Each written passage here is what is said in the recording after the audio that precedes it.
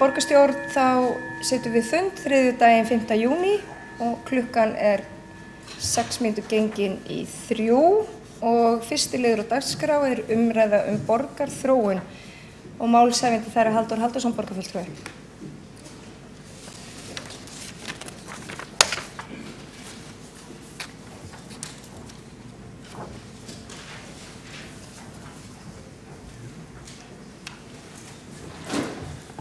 Forseti og góðir borgarfulltrúar, mig langar á þessum síðasta fundi þeirra borgarstjórnar sem nú að kveðja eftir þessi 4 ár sem hafa nú þrátt fyrir allt liðið ansi hratt, ótrúlega hratt. Árin líða reyndar alveg ótrúlega hratt nú orðið, finnst mér. Mig langar til þess að nota tækifærið og tala nokkur mál sem að tengjast öll með einum eða öðrum hætti því hvernig Reykjavík hefur þróast á undanförnum árum, hvernig þróun líkleg til að verða eða hvað þarf til að einhver ákveðin þróun eigi sér stað. Við erum eflaust misjafnlega sammála það og verður gaman að vita hvort það verður einhver umræða það hér í framhaldinu. Auðvitað fjöldi manns að velta þessu reglulega fyrir sér. Við búum í umhverfinu og við viljum hafa áhrif á hvernig það þróast. Mér hefur fundist á kjörtímabilinu og ég tek það alveg á mig eins og hvern annan að hér í sal borgarstjórnar það hefðu mátt gera meira því að tala stefnumarkandi mál.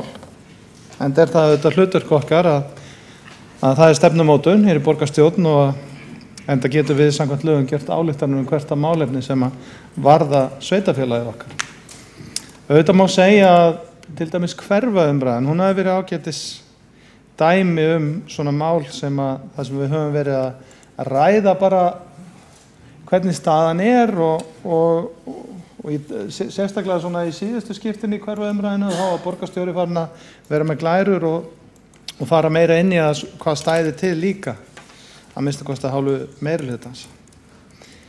Við erum auðvitað með gríðarlega stórt stefnumótunar hlutverk sem að endurspeglast að því að við þurfum 2 umræður stór og stefnumarkandi mál eins og aðalskipulag og fjárhagsáætlun. Í kosningunum 2014 þá snerist umræða mikið húsnæðismál. Við sjálfstæðismenn sögðum þá, með leyfi forseta, húsnæðisskortur í Reykjavík mikill. Til að leysa vandann ætlum við að nýta þekkingu og drifkraft einkaaðila á markaði og ná þannig árangri hratt og vel. Reykjavíkurborg þarf að stuðla því að í boði sé húsnæði við allra hæfi og þá bæði húsnæði í einkaeigu og til útleigu. Sérstaklega þarf að huga að þörfum ungs fólks og aldrara sem nú býr við mikinn vanda og stundum algjört úrræðaleysi. Lausnin að Reykjavíkurborg bjóði upp á nægt lóðaframboð og skynsamleg lóðagjöld. Þannig verður umhverfi fyrir einkaaðila til að svara eftirspurn einstaklinga. Og svo heldum við áfram með þetta og sem sagt tilvitnunin lokið og ég verð að segja það að því miður að þá fékk þetta ekki næga athygli í kosningabaráttunni því að Samfylkingin var með mjög einfalt og sniðugt slagorð fjölda leiguíbúða og það náði bara einfaldlega í gegn. Efndirnar hafa ekki náði í gegn ennþá þrátt fyrir að met úthlutun lóða hafi átt sér stað. Við sjáum það á úthlutunum að það hefur mikið af lóðum farið út en það hefur gengið hægt að byggja. Þarna tel ég svona þegar maður að fara yfir þetta í lok kjörtímabilsins að stefnumörkun hefði þurft að taka meira mið af því sem við í minnihlutanum tölum fyrir. Ég tel sem sagt að við hefðum átt að vinna meira saman í húsnæðismálunum, blanda betur aðferðum þéttingar og þess að stækka hverfi í Úlfarsárdal því að þar hægt að vera með töluvert stærra hverfi. Og verktakar sögðu við mig sérstaklega á fyrri hluta kjörtímabilsins að þá vantaði verkefni því þá vantaði lóðir. Nú staðan reyndar svo að allan akkurat í bili að það búa að bjóða út lóðir við Leirtjörnina í Úlfarsárdalshverfinu og þær eru ekki allar gengnar út. Það einhvað að hægja á markanum. Verktakar eru varari sig, það að draga saman væntanlega á hótelmarkaði en það samt húsnæðisskortur. Fólk vantar íbúðir.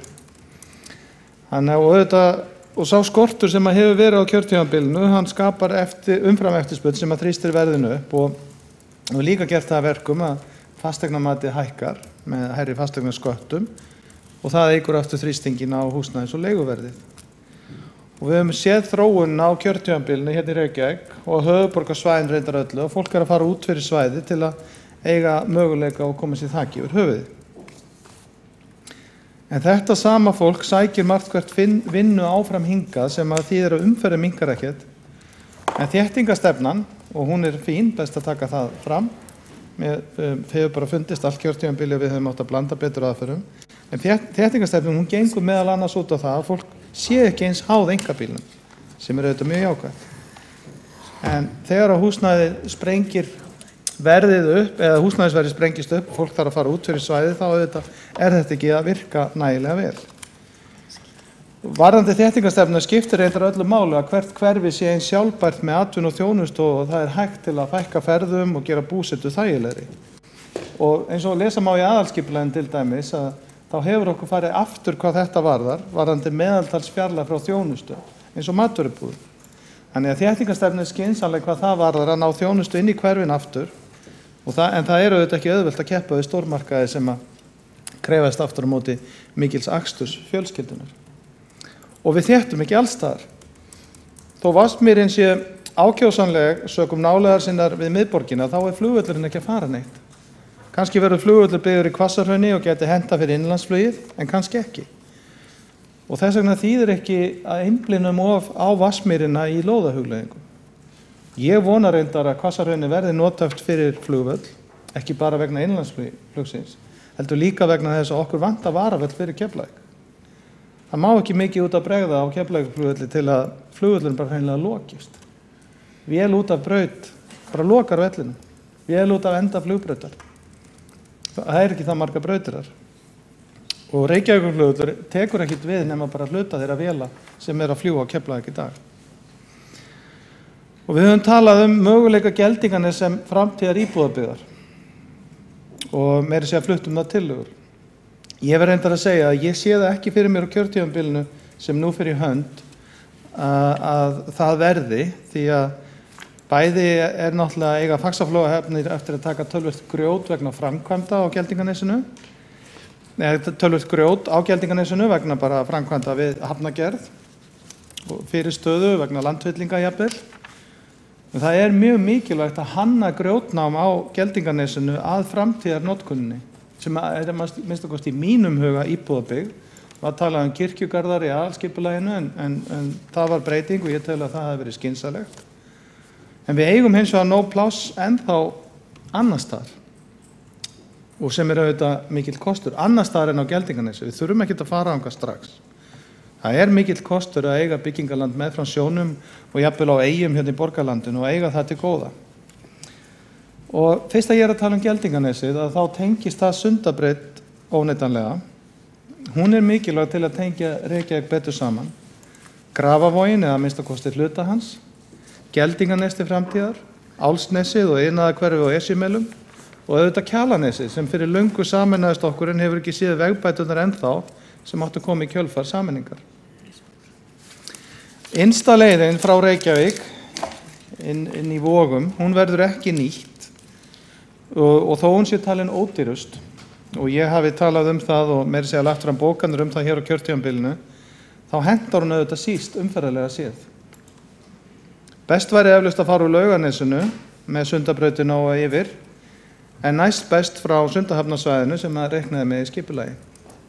Og þar mætti til dæmis, að því þar verið að tala brú eða göng, sem allt saman mjög dýrt, þetta allt saman mjög dýrt, en þar mætti hugsanlega nota botngöng sem steyptar einingar sem sökkt og þeim húkkað saman á hafsbotni. Sú aðferð vel þekkt. Það verið að leggja slíkan senketunnel á milli Danmerkur og Þýskalands, 18 km leið núna. En til að þetta gerist og Sundabraut verða veruleika, sem vel má gera í einkaframkvæmd, þá þarf auðvitað að setja verkefni á samgönguáætlun og á stað. Það ekki bara borgin, það ríkið sem þarf að vinna sína vinnu líka. Þannig að það verður vonandi á verkefnalista nýrra borgarstjórnar að vinna að þessu máli. Það tilvalið að hluti grjótnámsins og Geldinganesi felist í því að sprengja stokk í gegnum Geldinganesið í legu fyrirhugara Sundabrautar svo að þessi hraðbraut sker ekki sundur hverfi í framtíðinni. Það hluta því að hanna grjótnámi eins og ég var að tala áðan. Í gildandi aðalskipulagi þá gert ráð fyrir því á teikningu af Geldinganesinu að jarðgöng verði þvert í gegnum nesið. Annar hluti þess að hanna grjótnámið getur verið að stalla nesið eitthvað og skapa skjól og ganga endingunum frá grjótnáminu sem þarna með bröttum hamraveggjum. Það áskorun að byggja upp nýja blandaða byggð eins og við stefnt að. Við töluðum í okkar stefnu frá 2014 að þyrfti að stuðla uppbyggingu og grósku í atvinnulífinu. En þá það þetta með lóðirnar. Ég var búin að heyra allt kjörtímabilið og frá stjórnendum fyrirtæki hér í borginni. Það áhyggjur vegna þess að íbúðabyggð sé að ýta fyrirtækjum í burtu. Við höfum ekkert mikið rætt hérna, það svo sem verið nefnt. Auðvitað athafnalífið þarf að geta gengið að stöðu og fyrirsjáanlegu umhverfi. Og lóðir fyrir atvinnufyrirtæki auðvitað stór hluti þess. Þess vegna það gríðarlega áskorun sem borgin stendur frammi fyrir núna að byggja upp hverfi eins og Vogahverfi, þar sem við viljum hafa blandaða byggð, sambland búsetu og rekstrar. Það líka áskorun í Skeifunni sem mun væntanlega þróast hægar en Vogahverfi. Og það ótrúlega skemmtilegi möguleikar í bættri nýtingu þess svæðis til dæmis. Til dæmis að setja meira bílastæðum í sérstök bílastæðahús, en umræðum slík hús hefur aukist mjög núna að seinni hluta kjörtímabilsins í umhverfis og skipulagsráði. Og bílastæðahús má hanna með hliðsjón og umhverfinu. Þau spara mikið land og hagkvæmir í byggingu en bílakjallarar. Og svo frábært að sjá hvernig Grandin að þróast. Og við þurfum að gæta fiskihöfnun okkar og ekki þrengja henni, en sambúð hennar og þeirra starfsemi sem þarna kemur mjög vel út. Reynslan erlendis svo að of mikil íbúðabyggð, hún getur þrengt að hafna starfsemi og það því að skoðast mjög vel. Ég tel reyndar og hef talið á kjörtímabilinu og við höfum flutt það tillögur að einhver íbúðabyggð geti verið á Grandanum í þessari skemmtilegu blönduðu byggð og ég tel að við eigum að nýta okkur uppfyllingar enn meira en við gerum. Það alveg galið að vera að aka með efni á tipp upp á Hólmsheiði þegar við getum ekki styttra með það og skapa okkur verðmætt land. Aðalskipulagið gerir ekki ráð fyrir þessu og það mistök á mínu viti. Olíutankarnir, þeir í örfyrir seg, og það ekki annað að sjá en þeir verða eitthvað áfram. Það sýna að minnst að þessar úttektir sem gerðar hafa verið. Því miður, samkvæmt þeim, þetta hagkvæmasti staðurinn. Þeir þurfa að vera það sem skip geta dælt á tankana og auðvitað fer mikið af þeim aftur á skipin okkar. Ef þau væri ekki á þessu svæði, þá væri líka mjög mikill akstur með eldsneyti gegnum borgina fyrir skipin. En á þessu þarf að finna lausn og erlendis oft langar eldsneytislagnir sem að leysa svona mál. Kannski verður það möguleiki hér í framtíðinni. Eftir umræðina borgarlínu sem að nú í vinnslu, þá áhugavert að skoða það í samhengi við stefnu okkar sjálfstæðismanna frá 2014. Þar lögðum við áherslu á grænni, jákvæðari, skilvirkari og öruggari borg og sögðumst vilja að fólk hafi raunverulegt val ferðamáta. Við sögðum að íbúum Reykjavíkur ætti að standa til boða að velja hvort ferðast þeir á bíl, hjóli, gangandi með almenningssamgöngum. Þetta var nú túlkað með ýmsum hætti á þessu kjörtímabili. Við áttum að vera á móti hjólandi eða gangandi sem stemmir auðvitað ekki. Auðvitað lögðum við mikla áherslu á einkabílinn sem flestir nota. En ég segi fyrir mitt leyti, það nauðsynlegt að þróun höfuðborgarsvæðisins alls, að okkur takist að bæta almenningssamgöngur. Ég bý í Rimahverfi í Grafarvogi, það tekur mig 45 mínútur að nota stysta möguleika að hinga með strætó. 45 mínútur ef ég ætla að komast hingað niður Ráðhús. Það of langur tími. Það ekkert skrítið. Ég hef val, þannig að ég vil að sjálfsögðu að nota bílinn, en ég vil að það verði unnið að því að bæta almenningssamgöngur og ég bind vonir við borgarlínuna og það verkefni í því. Og það væri líka spennandi að sjá tilraun að minnstakosti með samgöngur á sjó frá Gufunesi og í miðborgina eins og hefur verið talað um. Þessu fer nú að ljúka hjá mér ágætu borgarfulltrúar. Já, það. Þetta nú svona einn síðasta ræða mín. Eitt af því sem við höfum talað fyrir bætt flæði umferðar, frekar en umferðarhraði. Og það ákveðnu umferðartoppar hjá okkur í Reykjavík og reyndar á höfuðborgarsvæðinu öllu. Kringlumýrarbrautin ansi þétt á morgnana og það tekur langan tíma að mjaka sér þá leiðina inn á Miklubraut. Við þurfum að nota fleytitíðina meira, það sem að stórir vinnustaðir færa til mætingatíma, til hann skarist ekki á við háannatíma umferðar. Og við höfum talað að mikil mengun skapist þar sem bílar stöðva á ljósum gangi í lausagangi og taka svo af stað með tilheyrandi mengun. Tæknin reyndar að breyta þessu. Rafmagnsbílum fjölgar. Rafmagnsbílum finnst ágætt að hægja á sér við ljósastýrð gatnamót. Þeir fá smá rafmagnsópa við það. Á mínu heimili eru 2 bílar. Báðir þannig að þeir drepa á sér þegar þeir eru stöðvaðir. Þeir drepa á sér við ljósastýrð gatnamót og þannig eru allir nýjir bílar útbúnir í dag ef þeir brenna jarðefnaeldsneyti. Þannig að tæknin að leysa þessa mengun við gatnamót sem við höfum talað um. En loftgæði og öryggi þurfa þetta að vera í fyrirrúmi og ég sakna þess kannski svolítið frá þessu kjörtímabili að við skulum ekki hafa komist lengra með þá umræðu og við skulum vera í þessari árveisu glímu við svifrykið. Það eru til aðferðir til að takast á við það og þá eigum við að nota þær. Þá eigum við að setja gjald á nagladekk og þrífa götur oftar. Þannig að við verðum að láta loftgæði og öryggi vera í fyrirrúmi. En ágætu borgarfulltrúar, ég talaði áðan um Sundabraut og mikilvægi hennar. En Skerjabraut frá Álftanesi til Reykjavíkur væri líka algjör samgöngubylting fyrir höfuðborgarsvæðið. Með henni væri komin hringbraut höfuðborgarsvæðið sem mikil þörf er á. Þetta talaði ég töluvert fyrir 4 árum en það var nú samt ekki hluti á okkar stefnu fyrir kosningarnar þá. Fyrirhuguð frá Kársnesi yfir Fossvoginn verður ekki fyrir bílaumferð heldur fyrir strætó eða borgarlínu sem og gangandi og hjólandi. Það verður alveg áreiðanlega mikil samgöngubót, sérstaklega tekst vel til með borgarlínuna eða hvað þær almenni samgöngur eiga nú að heita. Við verðum að búa til góða hringbraut höfuðborgarsvæðið sem að flytur bæði fólki í einkabílum og í almenni samgöngum. Ágætu borgarfulltrúar, mig langaði bara til þess að tala um þessi mál sem eru svo stór í þessu samhengi hér á höfuðborgarsvæðinu og ekki síst í Reykjavík. Og nota hér að lokum í þessari ræðu, kannski að eftir að koma upp í einhverju öðru, við sjáum til með það. En nota tækifærið og þakka samstarfið á þessu kjörtímabili sem nú er liðið. Ég samt ekkert að fara að lesa ljóðið Söknuður eftir Jónas Hallgrímsson eða neitt svoleiðis. En það margs að minnast og alveg eitthvað til að sakna. Það hefur verið skemmtilegt að starfa í umhverfis- og skipulagsráði og mjög oft í borgarráði og oftast í borgarráði. Mér eru oft fundist að borgarstjórnarfundir mættu nýtast betur. Kannski mun það gerast á nýja kjörtímabili með 8 fleiri borgarfulltrúum en nú eru. Það verður bara spennandi að sjá það.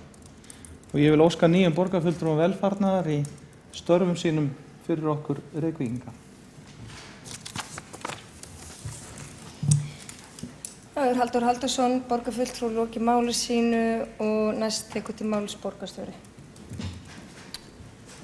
Forseti, ágæta borgarstjórn, ég vil byrja á því að þakka Halldóri Halldórssoni borgarfulltrúa fyrir það sem hann kallaði sjálfur lokaræðuna og mjög fínt að hún sé borgarþróun. Þetta hefur auðvitað verið viðvarandi verkefni undanfarin ár að ræða borgarþróunina og ég ætla ekki að leyfa mér að fara vítt yfir sviðið því að borgarfulltrúinn stiklaði á stóru varðandi svona flestar kannski stórframkvæmdir sem hafa verið nefndar og líka verkefni eins og borgarlínu sem sameiginlegt verkefni sveitarfélaginu og höfuðborgarsvæðinu og hryggjarstykkið í sýn þeirra á markvissri þróun höfuðborgarsvæðisins.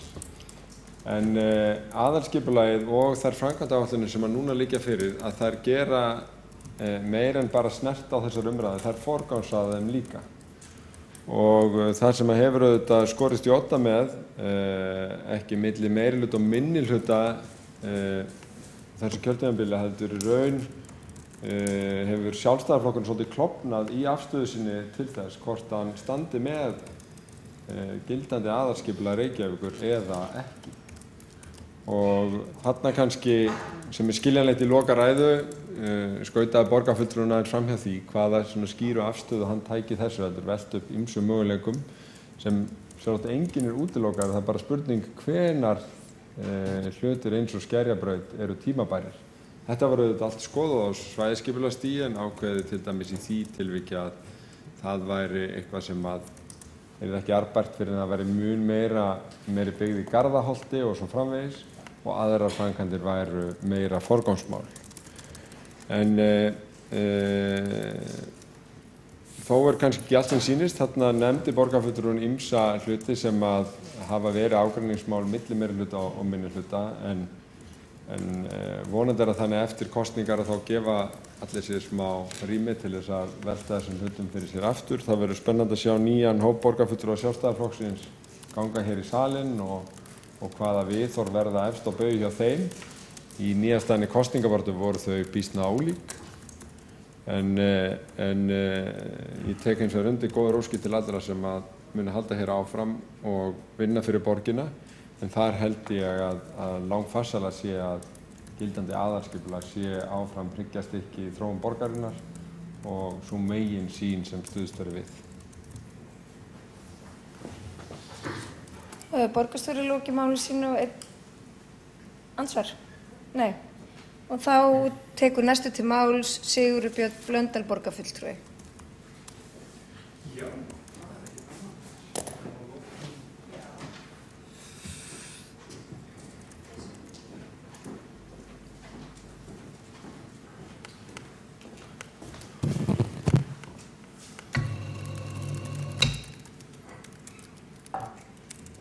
Í 20 mínútur? Jú, Kristján.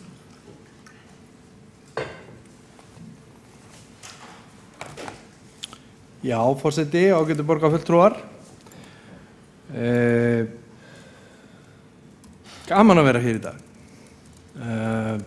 Á síðasta fundi núverandi borgarstjórnar og merkilegum 4 árum, merkilegu 4 ára tímabili að ljúka hér og hérna sem að hefur á mörgu leyti verið bara mjög ánægilegt. Ég tek undir með borgarstjóra, ég þakka Halldóri Halldórssyni borgarfulltrúa fyrir að setja þetta mál hér á dagskrá eða þessa umræðu, borgarþróun, og þetta auðvitað, já,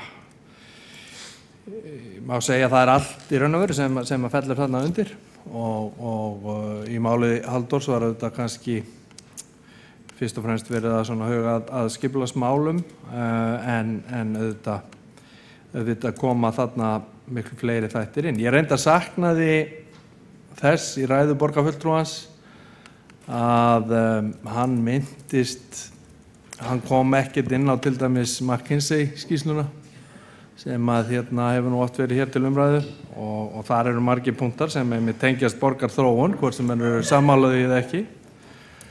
Og að samanskapi sakna ég þess að borgarfulltrúinn kom ekkert inn á fjármálahliðina, þá kannski helst veltu fyrir frá rekstri sem auðvitað lykilatriði í umræðum okkar hér í borgarstjórn, hvernig til tekst í fjármálunum, það segir mikið til hvernig okkur tekst að þróa borgina.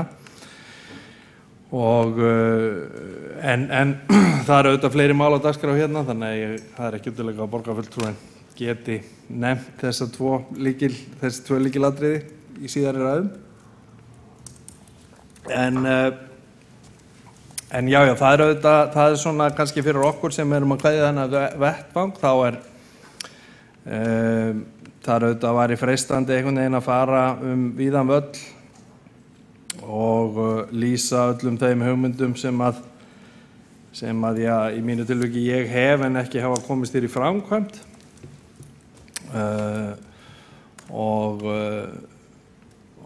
einhverju leyti kannski ætla ég að leyfa mér að falla í þá freistni, en það enga síður þannig að mér finnst borgin okkar hafa þróast í að mörgu leyti ansi góða átt á síðustu árum og það kannski svona verður ákveðin vendipunktur svona miðjan 10. áratuginn. Þá fer einhvern veginn svona að fara hér að blása alþjóðlegir straumar og borgin einhvern veginn tekur ákveðin stakkaskiptum sem að hefur svo haldið áfram og ég held að við getum öll verið sammála að Reykjavík í dag, hún mjög skemmtileg borg og hún mjög þægileg borg í raun og veru.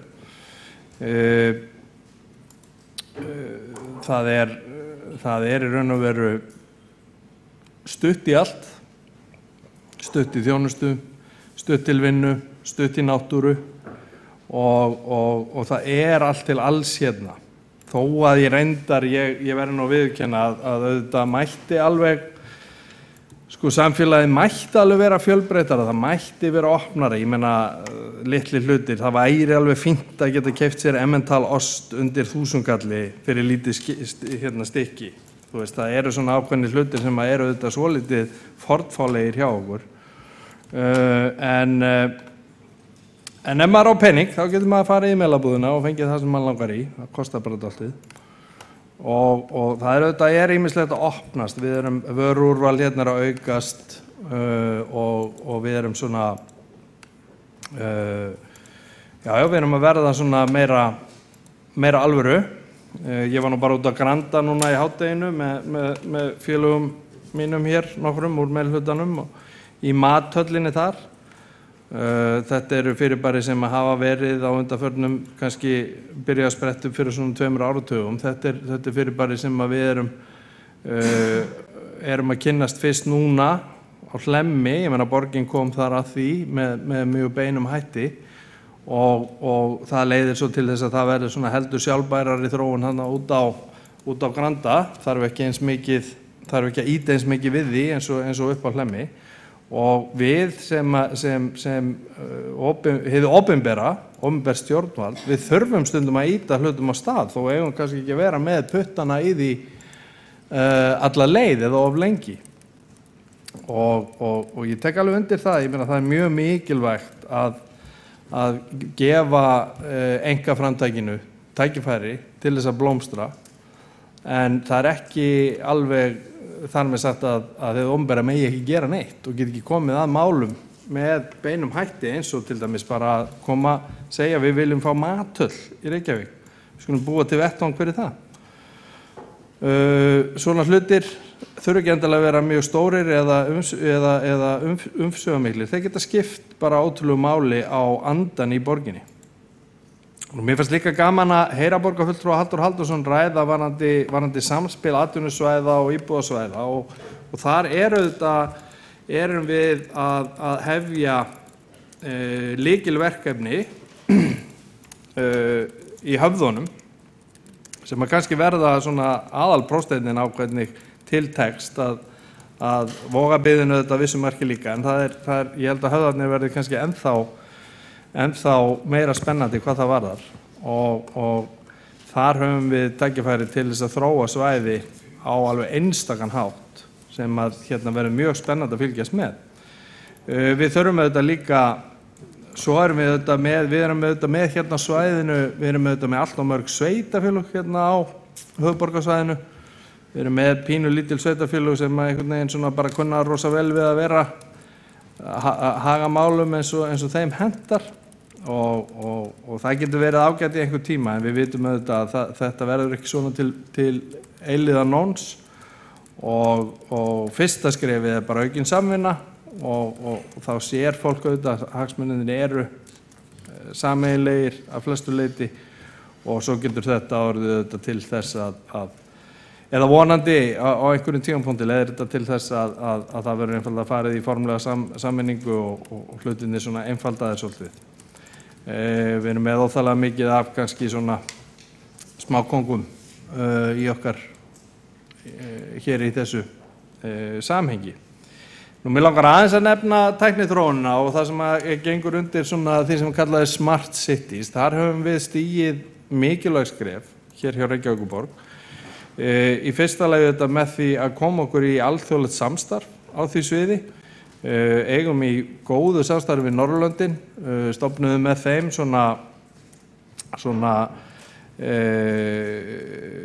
hvað maður að kalla það, samtök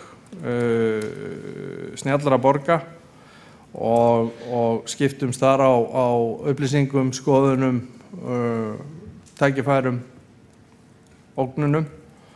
Og þeir sem sóttu frábæra ráðstefnu sem var haldin í Hörpu núna í byrjun maí og var haldið utanum af Smart City teiminn okkar sá auðvitað það er ótrúlega margt sem getur gerst á sviði tækniþróunar og þetta mun auðvitað spila inn í allt sem við gerum, hönnun, samgöngur, mannlíf, menningu, allt saman. Tæknin en tæknin þú þarf að hjálpa okkur, hún má ekki einhvern veginn vaxa okkur yfir höfuð og við verum að passa upp á að menningin fá að blómstra, að við sköpum umhverfi þar sem að fólk getur komið saman, að fólk bara einhvern veginn einangrast ekki hvert í sínu horni og hönnun borgarinnar og það að ýta undir menningarstarfsemi og fleira, það eru lykilatriði í því. En ég ætla líka að fá að þakka fólki fyrir gott samstarf hér á undanförnum árum. Síðastliðin 8 ár í mínu tilviki hef ég átt hér einstaklega gott samstarf við starfsfólk borgarinnar, ánægjuleg samskipti við borgarbúa og prýðileg samskipti við borgarfulltrúa og þakkláttur fyrir það og ég ítreka það þegar ég kom hér fyrir 8 árum þá hafði ég nú svona kannski einhverju marki brenglaða hugmynd það hvaða starfsemi færi hér fram og hvað fólk var að gera hérna og það auðvitað svona stundum svolítið mýta að það sé allt uppfullt í hinu opinbera af fólki sem af einhverjum orsökum talið naga blýanta. Ég skil nú ekki alveg ekkur það varð einhvern veginn tákmyndin því að það finnst einhverjum gott að naga blýanta en ég komst fljótt að því að það eru ótrúlega miklir hæfileikar sem að starfsfólk borgarinnar býr hér yfir, það er ótrúlega elja sem þetta fólk sýnir, það er ótrúlega dugnaður sem að þetta fólk sýnir og við erum að halda hérna út í kerfi sem að virkar að mestu leyti mjög vel og veitir ótrúlega mikla þjónustu ef við berum okkur saman við bara lönd í kringum okkur og við erum hérna einhvers konar svona stórborg sem að býður upp á hluti sem að fyrirfinnast sjaldnast í borgum á okkar stærðargráðu. Tækifærin eru ótrúlega mörg og við skulum hlúa þeim og passa að því minna sem við klúðrum, því betra. Það er alveg að hreinu. En ég þakka kærlega fyrir gott samstarf og hlakka nú reynda bara til að sitja þennan fund með ykkur. Hann er ekki alveg búinn. Takk fyrir. Það er Sigurbjörn Blöndal, borgarfulltrúi, lokið máli sínu og næst tekur til máls Hjálmar Sveinsson, borgarfulltrúi. Eða ætlar að koma upp í andsvar? Nei. Og næstur til að taka til máls er Hjálmar Sveinsson, borgarfulltrúi. Sem eigi líka alveg þakka fyrir ykkur í lokfundar. Já. Það er ekkert að stýra þessu. Forseti og ágæta borgarstjórn, ég var reyndar aðeins hugsi þegar að ég var búinn að gefa merki af því að ég sá fram á að þetta yrði enn einn kallaumræðan hérna. Þannig að ég hlakka líka til þess á næsta kjörtímabili, þá verðum við kallarnir bara 1/3 af borgarfulltrúum. Ég held að það verði fínt, skemmtilegt og hlakka líka til að fá allar þessar kláru konur hvar í flokki sem það standa til að koma hingað og gera þetta með okkur. En mér langaði að því að minnst áhugavert umræðefni, borgarþróun, það er umræðefni sem hefur átt, ekki allan hugminn en nokkuð stóran hlutans, svona undanferðin 10 til 12 ár. Ég skrifaði heila bók þetta sem heitir Borgin, heimkynni okkar ásamt Hrund Skarphéðinsdóttur sem er umhverfisverkfræðingur í Stokkhólmi. Hún er að hjálpa þeim þar í borg að greiða úr vandanum sem aðalega gríðarlega mikil einkabílaumferð veldur í miðborginni.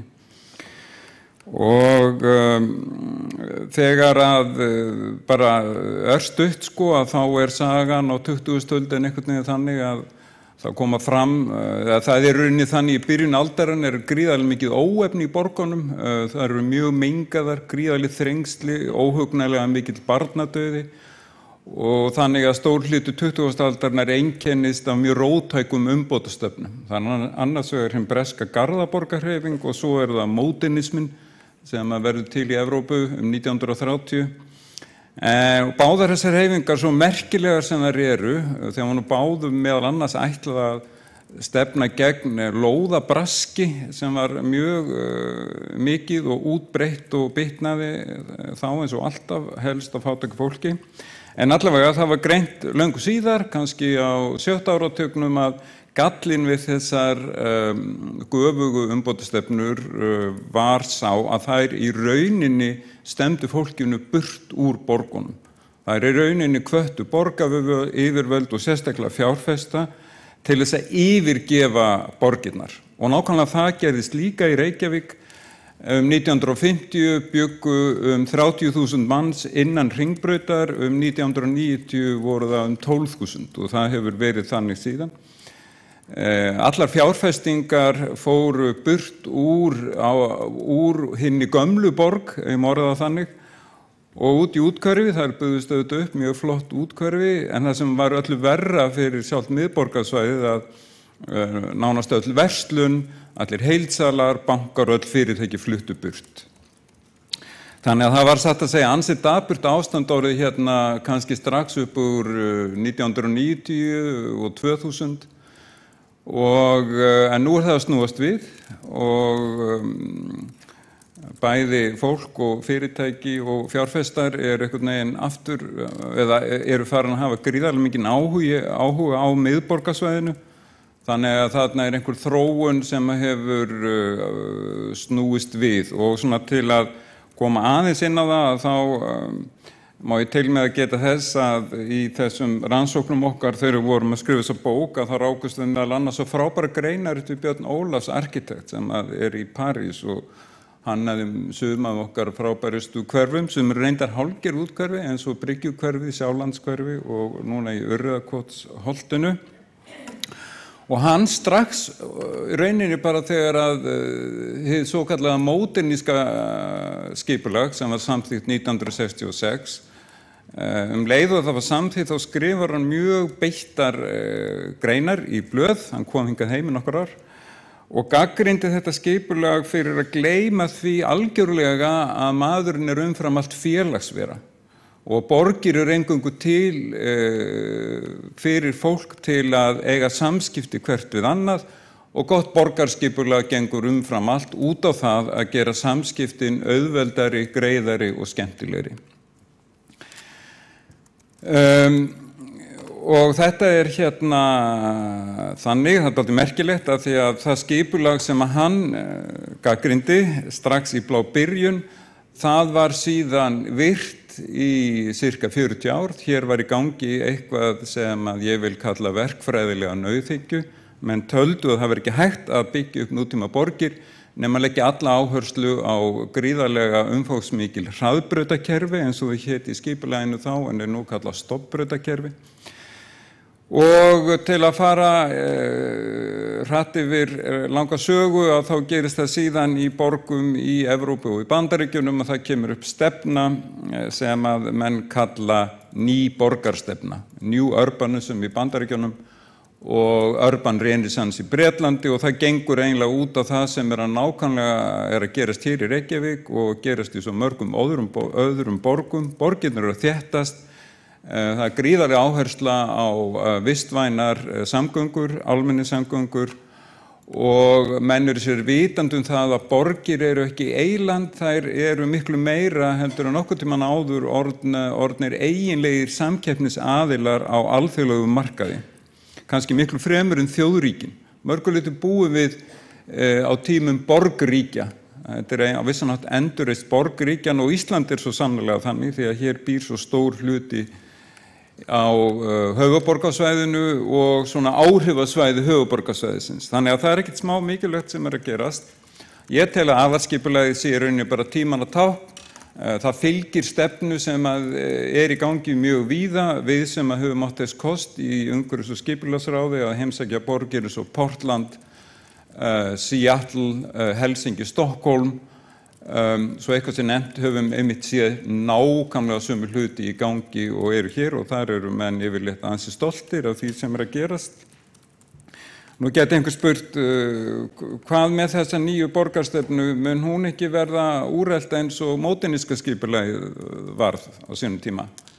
Og stuttasvarið er þetta, jú, auðvitað getur það gerst, en langasvarið er að það er út frá því sem við vitum í dag frekar ósennilegt. Og það er einfaldlega vegna þess að þetta skipulag byggir svo mikið á betri nýtingu lands, það byggir á þeirri vitund að gott byggingarland og náttúrulegar auðlindir eru takmörkuð auðæfi.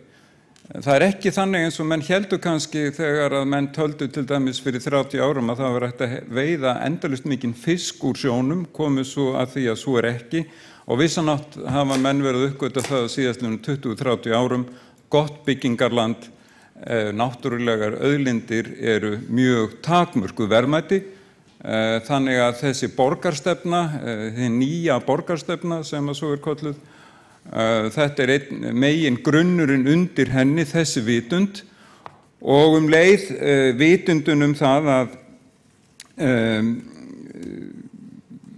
að maðurinn er maður í manns gaman, maðurinn er umfram allt félagsvera, hann er ekki útreiknuð eining sem að hægt er að búa til kassa utan yfir svo að sá kassi og umferðarkerfið þjóni öllum þörfum hans. Það var sungið hérna fyrir 30-40 árum litla kassa á Lækjarbakka, þetta er upphaflega bandarískt lag, en það snýrist nákvæmlega þessa gagnrýni og hið móderníska skipulag, að því að menn fóru á þessum tíma á 7. áratugnum að benda það að það hefði gleymst að taka inn mannlega þátt. Og ég held sem sagt að bæði þessi umhverfislega vitund og vitundun það hvað hinn félagslegi þáttur er mikilvægur í mannlegu umhverfi séu þannig að það sé ólíklegt að allt það verði talið úrelt eftir 10-20 ár. Ég til ólíklegt að menn munu komast að því eftir 10-20 ára betri nýting innviða, svo sem gatna, veitna og bílastæða, séu aukaatriði eða svifryksmengun skiptir litlu máli eða losun gróðurhúsalofttegunda. Þvert á móti, ég held að öll umræðin í samfélaginu sýni það og sanni að allir eru sér orðnir mjög meðvitaður þetta. Þannig að ég held ég er nokkuð bjartsýnn á það að það er megin línur sem eru dregnar í aðalskipulaginu Reykjavíkur 2010-2030 muni halda sér. Og ég er mjög bjartsýnn á það að næsti meirihluti muni halda áfram þeirri stefnu sem hefur verið mörkuð, ég tel að mjög nauðsynlegt. Ég tel að þau skref sem að þegar hafa verið stigin séu gríðarlega mikilvæg fyrir þróun borgarinnar að öllu leyti, og ég gerir mig vonur að það verði stigin skref, jafnvel ennþá stærri skref í nákvæmlega sömu átt næstu 4 árin, og ég hlakka mikið til þess.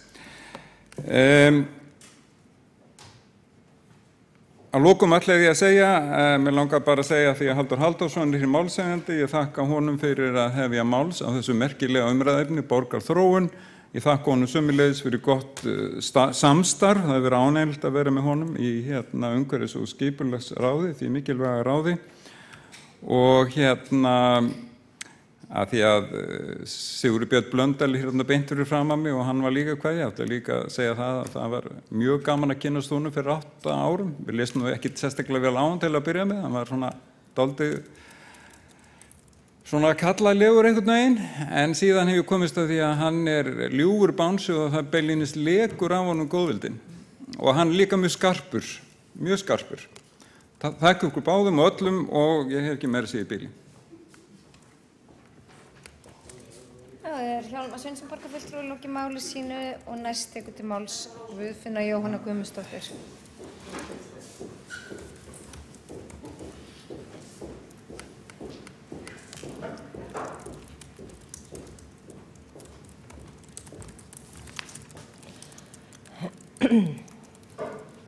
Forseti, borgarfulltrúar, ég vil þakka borgarfulltrúanum Halldóri Halldórssyni fyrir að setja þetta mál á dagskrá og það er viðeigandi svona síðasta fundi, þessum borgarstjórnarfundi, áður en að ný borgarstjórn tekur við.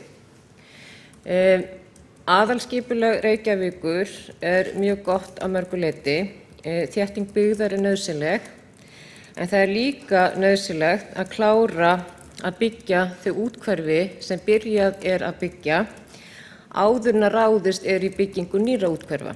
Því hefur við í Framsókn og flugvallavinum ítrekað á þessu kjörtímabili lagt höfuðáherslu á uppbyggingu samhliða þéttingu byggðar í vesturhluta borgarinnar að Úlfarsárdalurinn yrði byggður.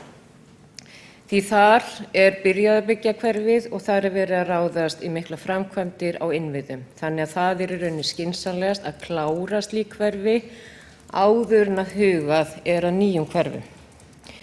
Það er auðvitað þannig að borg eins og Reykjavík þarf auðvitað að huga að hlutunum bæði nútíðinni og líka framtíðinni. Það þarf auðvitað að vera jafnvægi þarna á milli, það þarf að ráðast í þau verkefni sem að nauðsynleg eru hverju sinni í nútímanum og nánustu framtíð og einnig huga að því hvernig borgin á að þróast á næstu árum og áratugum. Því miður hefur mér fundist að það vantaði svolítið upp á í byrjun kjörtímabilsins að meirihlutinn áttaði sig á stöðu húsnæðismála á vandanum því að mikið af því sem að ráðist var í að skipuleggja og framkvæma tók alltaf langan tíma. Því að eins og við þekkjum og við höfum ítrekað farið yfir hér í borgarstjórnarfundum var verið að byggja til þess að byrja með aðallega á lóðum sem voru í höndum annarra aðila heldur en borgarinnar og því voru aðrir aðilar sem réðu ferðinni en ekki borgin sjálf. Og því hefði verið fljótlegra ef það hefði verið hægt að ráðast samhliða strax í upphafi kjörtímabilsins á byggingu á þeim lóðum sem borgin hafði yfir að ráða eins og til dæmis Úlfarsárdalnum. Við þekkjum öll forsögu þess að það tók 3 ár að breyta deiliskipulaginu í Úlfarsárdal sem er tilbúið núna og það er búið að selja hluta lóðana en þær eru þó ekki byggingarhæfar allar alveg strax. Því ber að fagna að það eigi núna að huga að hagkvæmu húsnæði fyrir ungt fólk því að það er 3 ár síðan að við í Framsókn og flugvallavinum lögðum fram tillögu þess efnis að það yrði skoðað meðal annars í Úlfarsárdalnum að ráðast í byggingu húsnæðis fyrir ungt fólk þar sem sérstaklega yrði hugað að hagkvæmi varðandi byggingarkostnað og hönnun. Því miður drógst að fjalla það en það var síðan að veruleika og á nú að fara úthluta lóðum annars staðar fyrir slíkt. En við settum meðal annars þetta mál á dagskrá fyrir rúmum 2 árum síðan hvað ætti í rauninni að gera fyrir unga fólki í borginni og það var lítið svör. En nú er verið að bregðast við því. Það er auðvitað þannig að nú fyrir þessar kosningar var verið að lofa ýmsum stórum málum sem við vitum að munu taka mörg ár í framkvæmd, enda stórar framkvæmdir og kostnaður eða í rauninni fjármögnun liggur ekki fyrir, meðal annars Miklabrautin í Stokk sem að allir flokkar hér hafa lýst sig sammála. Borgarlínan, það þarf að huga varðandi að flugvöllinu, hvort Hvassahraunið hendi sem innanlandsflugvöllur, það liggur ekki fyrir enn og síðan þá að taka ákvörðun í framhaldinu. En það verður að huga að því sem er að gerast núna. Það þarf auðvitað að halda áfram að huga að húsnæðismálunum. En það eru ýmis teikn á lofti og það er spurning hvort að sem verður líka ný borgarstjórn að huga að við vitum það að nýting á hótelrýmum er minni nú heldur en áður og það hefur heyrst að Airbnb íbúðunum sé eitthvað að fækka og það hefur maður heyrt tölur að 1–2.000 slíkar íbúðir séu á leiðinni inn á markaðinn og það er spurning hvort að það verði raunveruleikinn eða hvort þetta er bara ágiskun hjá aðilum sem hafa verið að leigja slíkar íbúðir. Það skiptir máli að ný borgarstjórn sé á tánum og vakandi með húsnæðismálunum og núna er komið það tæki að hægt er að fylgjast með því hverju sinni hvað vantar mikið af húsnæði og hvað þarf að drífa í. En það liggur líka ljóst fyrir að það þarf einhvern veginn að flýta þessum ferlum í gegnum umhverfis- og skipulagsferlið hjá borginni. Og auðvitað er mikið af þessum ferlum bundið í lög og reglur og starfsfólk umhverfis- og skipulagssviðs það spurning hvort það þurfi ekki þá að fjölga því starfsfólki eða einhvern veginn breyta starfseminni, ég átta mig ekki á því, eflaust þarf að gera bara úttekt á þessu, hvað hægt að gera. Að ef við tökum til dæmis bara mið af deiliskipulagi Úlfarsárdal sem tók næstum því 3 ár að breyta því fyrir rúmlega 450 íbúðir, að þá spurning, of mikið álag á starfsfólkinu, þarf að fjölga starfsfólki umhverfis- og skipulagssviðs sem kannski raunin, sérstaklega á svona álagstímum eins og eru búin að vera núna síðustu árin, eða einhvern veginn innan rammalagana og reglugerða eitthvað hægt að breyta eða sér borgin ástæðu til að benda Alþingi og ráðherra á það. En það verður gaman að fylgjast með þróun borgarinnar næstu árin og ég vil þakka borgarfulltrúum, starfsfólki borgarinnar og borgarbúum bara kærlega fyrir samstarfið síðastliðin 4 ár. Og ég vil óska nýjum borgarfulltrúum velfarnaðar í starfi og vona að fólk haldi áfram í sátt og samlyndi að gera góða borg enn betri. Guðfinna Jóhanna Guðmundsdóttir, borgarfulltrúi, lokið máli sínu og næstu tekur til máls Kjartan Magnússon, borgarfulltrúi.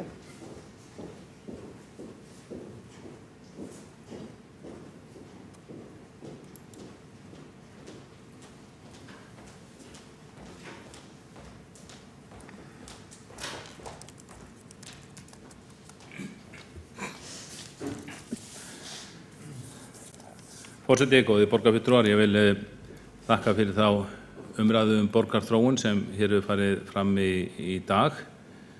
Auðvitað þróast alltaf hlutirnir með einhverjum hætti og það getur verið framþróun að ræða og svo kyrrstöðu eða jafnvel afturför eða öfug þróun, sitt sýnist þetta hverjum í því efni. En svo getur líka verið, og ég held að það svona kannski raunin með borgina, það sé einhver blanda af þessu öllu. Hvort sem við horfum á þetta kjörtímabil sem nú að líða eða fyrir kjörtímabil síðustu áratugi, þá held ég að það sé hægt að benda á margt sem hefur þróast í rétta átt í borginni og svo annað sem hefði kannski mátt þróast betur þó að hafi farið í rétta átt að mátt hraðar og svo kannski hægt að tala afturför bara á ýmsum sviðum líka. Og ég að mörgu leyti, ég þakka Halldóri Halldórssoni borgarfulltrúa fyrir að leiða þessa umræðu og kom margt gott fram í hans máli og öðrum borgarfulltrúum og ýmislegt hefur svona horft til framfara. En það eru líka hlutir sem mættu vera í betra horfi og þá til dæmis að nefna húsnæðismálinu í borginni og líka bara þróun skatta á almenning. Skattheimta hefur aukist mjög mikið og ég held að sé bara leið og við gerum okkur það ljóst að ýmislegt að þróast í rétta átt. Þá geta fylgt í vaxtarverkir eða bara óæskilegir hlutir og ég tel að borgaryfirvöld og borgarfulltrúar, ekki síst þeir sem halda hér áfram og taka við, þeir þurfi að átta sig aðeins á því hvað hlutir og hvað skattheimta og til dæmis fasteignagjöldin og fasteignaskattarnir í borginni hafa hækkað og hvað þetta orðin vissan hátt orðin hamlandi fyrir ungt fólk að eignast húsnæði, ekki bara ungt fólk heldur líka efnalítið. Við fylgdumst með því í kosningabaráttunni að það voru fjölmargir sem ekki voru í framboði sem tóku til máls og þetta líka frambjóðendur. Ég verð að segja fyrir mitt leyti að mér fannst eitt athyglisverðasta innleggið þetta var nú ekki innlegg í kosningabaráttuna að koma frá frambjóðendum sósíalista flokksins.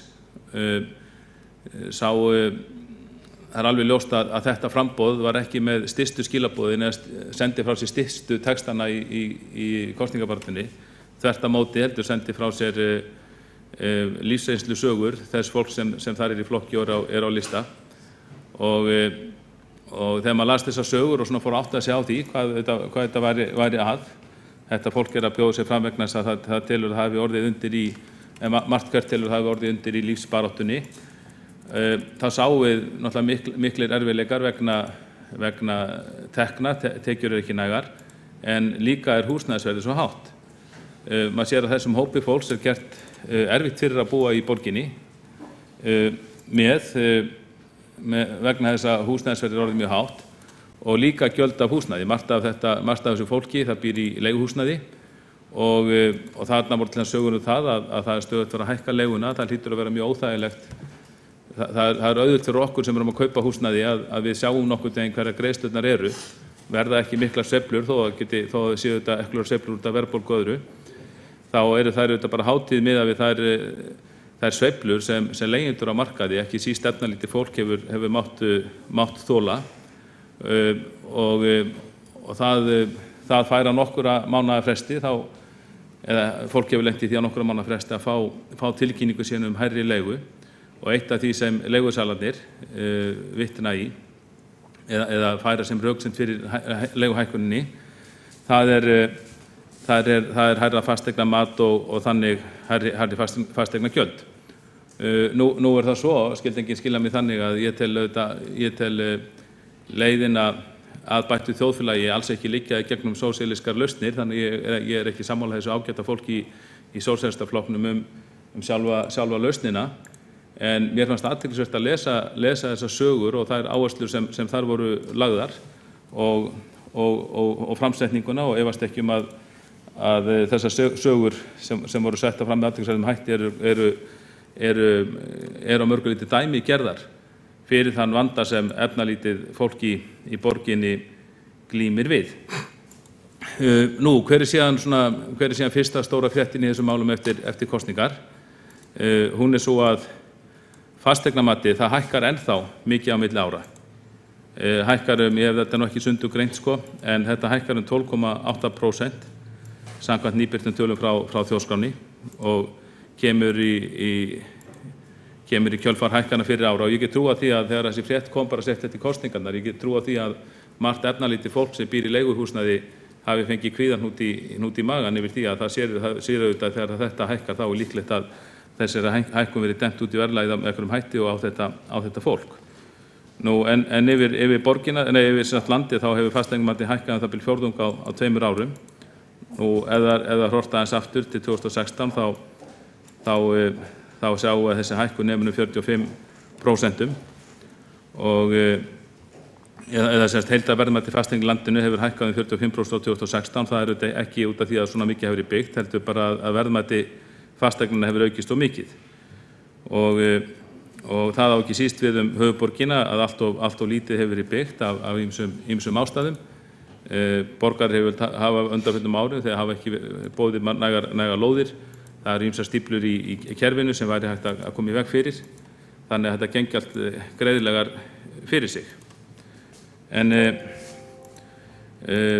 þessar miklu hækkanir, þetta er náttúrulega verulegt áhyggjuefni, nú bæði fyrir leigjendur en líka fyrir fasteigna eigendur. Fasteignagjöldin eru reiknuð út frá fasteignamatinu og sveitarfélögin hafi ekki gert þess sem þau ættu að gera og Reykjavík ekki síst að láta gjaldaprósentuna lækka í samræmi við hækkun fasteignamatsins. Það er auðvitað ekkert eðlilegt ástand að vegna út af miklum hækkunum á fasteignum verður hér mikil hækkun á samsvarandi á fasteignamati og fasteignaverðið hæst í Reykjavík og í ákveðnum hverjum Reykjavíkur að fólk sem býr í þessum hverfum fái án þess að geti röndviðreist, það fái ekkert búið að gera ráð fyrir því neinum áætlunum, það fái svona miklar hækkanir á sig þannig að það sé ekkert lengur orðið bara sjálfsagt að eiga húsnæði, jafnvel bara hólega íbúð á hólegri stærð ef hún er á dýrum stað í borginni og maður heyrir sögur af því að maður heyrir sögur auðvitað fólki sem að flytja sem vildi ekki hérna búa í Reykjavík en er að flytja hérna, er að flytja henni unnum sveitafélög, til dæmis Þorlákshöfn eða Árborg, er að flýja hátt fasteignaverð hér af því að treystir sig ekki til þess að kaupa. En maður heyrir líka í fólki sem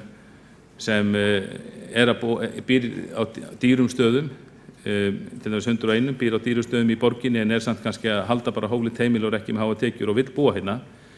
En þarf að flýja út af því að fasteignaverð er orðið svo hátt að það skilar sér alveg beint á gjaldaseðilinn. Og ég held að það þurfi bara út af þessari frétt sem komið til kosningar, þá held ég að borgin, ég held að það sé mjög brýnt verkefni hjá þeim sem hér taka við, að greina þessar upplýsingar yfir landið og innan borgarinnar eftir hverfum og reikna þetta allt saman út og reyna, eins og við sjálfstæðismenn höfum átt talað hér í borgarstjórn, að nota þetta tæki til skattalækkunar beinlínis og reyna að láta lækka gjaldaprósentuna í samræmi við hækkun fasteignamatsins. Borgin þá þetta heimilt, eins og við vitum, að þegar fasteignamati hækkar svona mikið, þá okkur heimilt að lækka gjaldaprósentuna á móti til þess að draga úr rauninni högginu fyrir almenning, fyrir allan almenning, ekki bara fasteignaeigendur, fyrir líka þá sem leigja, því að þetta bitnar líka á þeim, og allan að draga úr högginu, og svo þetta væri hægt að bara lækka þetta það mikið að það beina skattalækkun að ræða miðað við að vera horft einhver ár fram í tíman. Auðvitað það freisting fyrir hið opinbera að þegar gjaldstofnin gildunar svona að halda prósentinu óbreyttri eða lítið breyttri, þá það koma með fyrirhafnarlaust stórauknar skatttekjur án þess að þessi tekin sérstök ákvörðun að hækka skatta. En þá verðum við að hafa huga, ef við lítum á þetta frá sjónarhóli almennings, að það að leyfa skatttekjunum að hækka með þessum hætti vegna hækkandi fasteignaverðs, það í rauninni ákvörðun skattahækkun. Og það bætir auðvitað ekki úr skák, sko, þegar að þessi mikla hækkun fasteignaverðs, hún ekki síst tilkomin út af aðgerðum og aðgerðaleysum borgarinnar eða þess meirihluta sem hér hefur verið á síðustu ár. Þetta langar mig til að nefna svona hér að leiðarlokum í mestu vinsemd. Það mætti skoða þegar við lítum yfir ársreikning og fjárhagsáætlun, þá sjáum við hvað voru gífurlega miklar hækkanir, tekjuhækkanir hjá borginni, hækkun tekna hjá borginni síðustu árin, og ég held að sé rétt að við höfum það í huga að þetta kemur allt úr launumslögum fólksins, vasa launafólksins eða þeirra sem þiggja bætur eða annað slíkt, og þetta eitt af því sem ég tel að hafi ekki verið gefið nægilegu gaumur. Það eru hagsmunir fólksins eða skattgreiðandan sem heldur öllu kerfinu gangandi þegar upp í staðið. Þá hefur borgarfulltrúi Kjartan Magnússon lokið máli sínu. Og þá næstur á mælendaskrá borgarfulltrúi Áslaug Friðriksdóttir.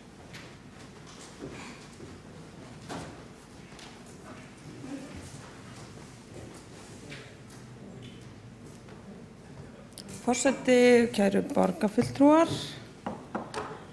Mér langar nú að taka hér til máls eins og aðrir sem að kveðja þennan sal og þennan vettvang nú bara nokkrum dögum liðnum og byrja á því að auðvitað taka undir og koma þökkum til allra þeirra sem að ég hef starfað með í gegnum þessi ár, og þetta auðvitað búið að vera alveg stórskemmtilegt og frábær tími og hefur aukið skilningsmanns verulega á því hvernig svona apparat virka. Og já, mér langar sérst bara að koma þökkum til þeirra sem ég vunni með í velferðarráðinu og í umhverfis- og skipulagsráðinu og menningarráðinu og heilbrigðisnefndinni og orkuveitunni og ég veit ekki hvar ég á hægt að telja því það eru auðvitað margir svo hópar undir þessu öllu. Og þetta búið að vera algjörlega í raun og veru mjög bara upplýsandi og skemmtilegt. Þó að við höfum ekki alltaf verið sammála og maður búin að vera með alls konar skoðanir og hinn á þessu og fundist enginn vilja hlusta á mann, þá hefur það nú samt gerst að það hefur verið hlustað á mann og hlutirnir hafa tekið einhverjum breytingum í þá átt sem maður vildi, og það nú það sem gerir þetta svo fjandi skemmtilegt. Að þó að maður sé í minnihluta, þá hægt að leggja alveg ótrúlega mikið af mörkum með því að reyna að rökstyðja það eins vel og hægt af hverju ætti að fara þá leið sem að maður tölur betri en svo sem liggur fyrir. Mér langar aðeins að koma svo inn á máli sem hér er umræðu og það borgarþróunin. Og hér eru þetta margir punktar sem maður þarf nú kannski aðeins að fá að tjá sig en það sem ég langar fyrst að segja og ég tel vera algjörlega stórlega ábótavant í umhverfi borgarfulltrúa og það eru upplýsingarnar. Það eru upplýsingarnar sem við ættum að hafa og borgarfulltrúa framtíðarinnar ættu að geta skoðað helst bara lifandi þannig að þeir skilji fyrr hvað er að gerast í borginni, hvernig á að bregðast við því og geti þannig tekið ákvarðanir hvernig á að bregðast við því. Þetta kjörtímabil einkendist svakalega af því hversu seint var farið að bregðast við vanda sem fólk var fyrir löngu búið að skilja eitt og sér en einhvern veginn borgarkerfi náðu ekki að bregðast nógu hratt við. Og þá ég að tala íbúðaskortinn sem auðvitað stafaði að auknum heimsóknum ferðamanna og auðvitað starfsfólki sem fylgdi því að sinna þessum fjölda starfa sem leið urðu til.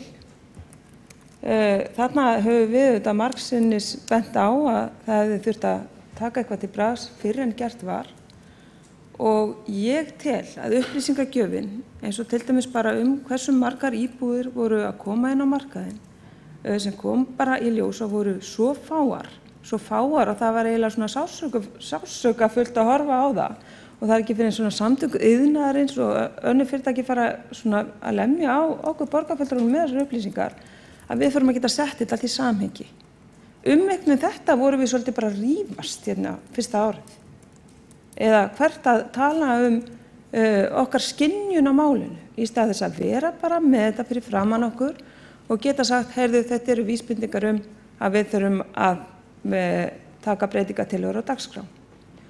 Og þá kem ég að aðalskipulaginu því að ég var nú einn þeirra sjálfstæðismanna sem samþykkti aðalskipulag Reykjavíkur í upphafi þess kjörtímabils sem að líða og tel að það hafi verið rétt. Ég tel að með því að taka þannig á málum að samþykkja góð mál án þess þó að gera það þannig að þú viljir aldrei breyta þeim heldur samþykkja góð mál til þess líka að hafa einhvern veginn betra andrúmsloft í að vinna að þeim breytingum sem þurfti.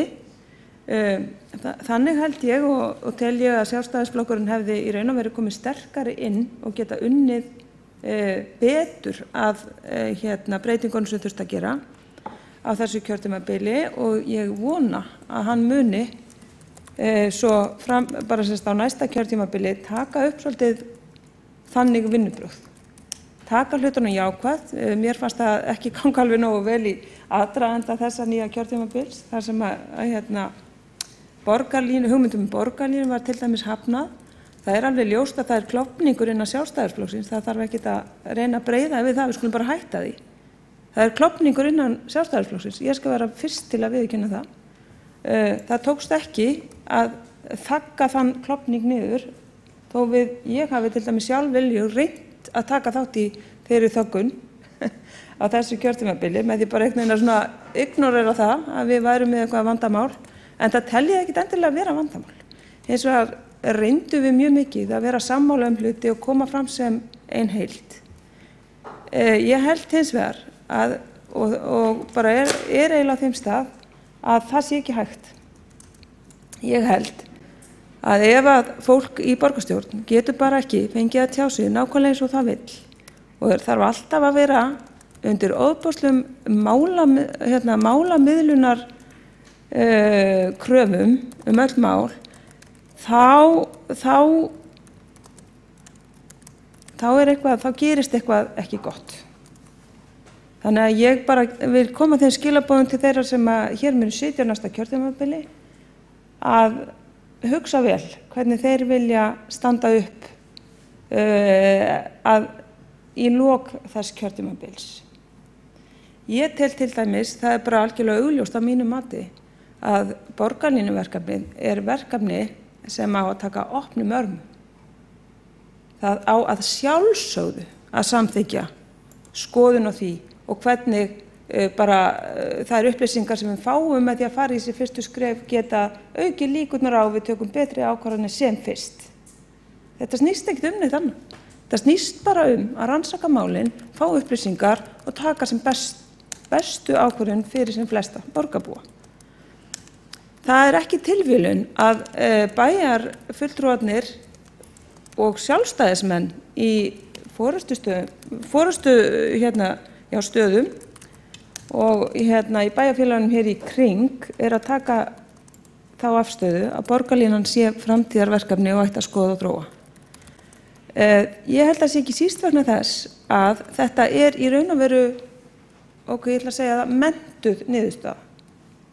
Þeir sem eru í meirihluta, þá það bara þannig að þeir eru í meiri tengslum við þá sem eru sérfræðingar í samgöngumálum, sem vita hvaða þróun að eiga sér stað í öðrum borgum, hafa verið þar að læra, tekið þátt í verkefnum. Það ekki tilviljun að fólki sem í forystunni séu á þessari skoðun vegna þess að það vinnur nær fagfólkinu en þeir sem í minnihluta. Við í minnihlutunum erum auðvitað alltaf að reyna að segja eitthvað annað en í gangi auðvitað, af því að þannig lítur það betur út og þannig lítur það einhvern út fyrir að við sem betri skoðanir en aðrir. Hins vegar þetta oft ekki þannig. Og til dæmis með aðalskipulagið, þó að mér finnst það frábær stefna, þá held ég að það hefði mátt vinna miklu betur á þessu kjörtímabili með það. Það var allt og seint farið að ákveða að taka upp breytingartillögur. Það verið að taka alls konar litlar pirrandi ákvarðanir fyrir fólk eins og þrengingar á stöðum sem að virðist ekki skipta neinu máli og meira hella olíu á eldinn vegna þess að það erfitt fyrir fólk að taka þessum breytingum. Og þar hefur mér fundist meirihlutinn í Reykjavík ekki einhvern veginn vilja sýna að þau skildi þetta eða útskýra betur fyrir fólki af hverju við værum að gera þetta. Því að mesta aðförin að einkabílnum fjölgun einkabílsins.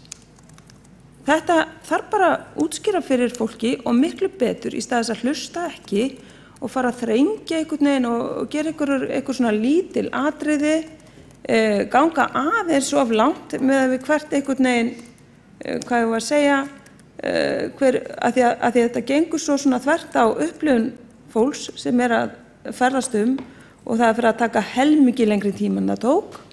Það þarf aðeins að róa sig og fara að útskýra málin aðeins betur og sýna að þú sért að vinna með hópnum, þú ert að vinna með öllum fyrir alla.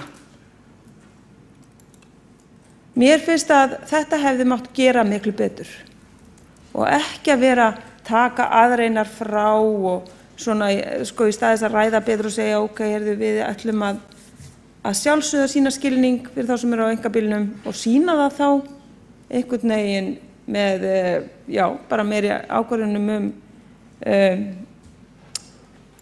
bara fyrir bíla á lengri tíma en útskýra meira á sama tíma.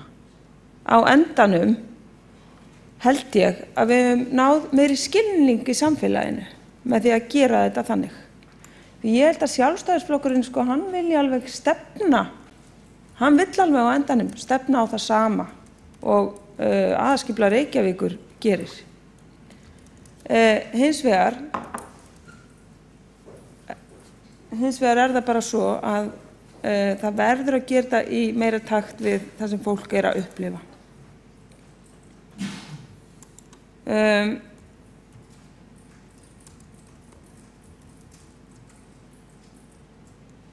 Já, ég held að ég sé nú búin að telja upp þá helstu punkta sem ég vildi frá mér kæmu og að því loknu langar mig bara til að þakka ykkur öllum fyrir samstarfið og ágætu samstarfsstundir sem við höfum átt hér og umræður og bara takk kærlega fyrir. Það var borgarfulltrúi Áslaug Friðriksdóttir lokið máli sínu og borgarfulltrúi Halldór Auðar Svansson næstur og jafnframt síðastur á mælendaskrá undir þessum lið.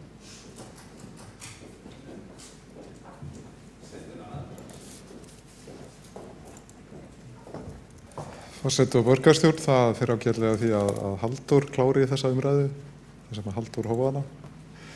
En brátt þá það engir Halldórar í borgarstjórn, það kannski það tragískasta við þennan dag. Það ýmist í jökla eða eyra. En ég ætla að þakka borgarfulltrúanum Halldóri Halldórssyni fyrir að hefja þessa umræðu. sem að hefur eðlilega farið svolítið viðan öll. Borgarþróun er víðtækt hugtak og rammar, má í raun nota það til að ramma inn allt það sem við erum að fást við. Það er bæði borgin í hinu físíska rými, hvernig hún byggist upp og hvar, svo náttúrulega rekstur borgarinnar og tækniþróunin. Á þessum 4 árum sem að hafa, ég sammála því þegar liðið merkilega hratt, þá hef ég náttúrulega látið mig helst varða upplýsingatæknimál og gagnsæi og rafræna þjónustu.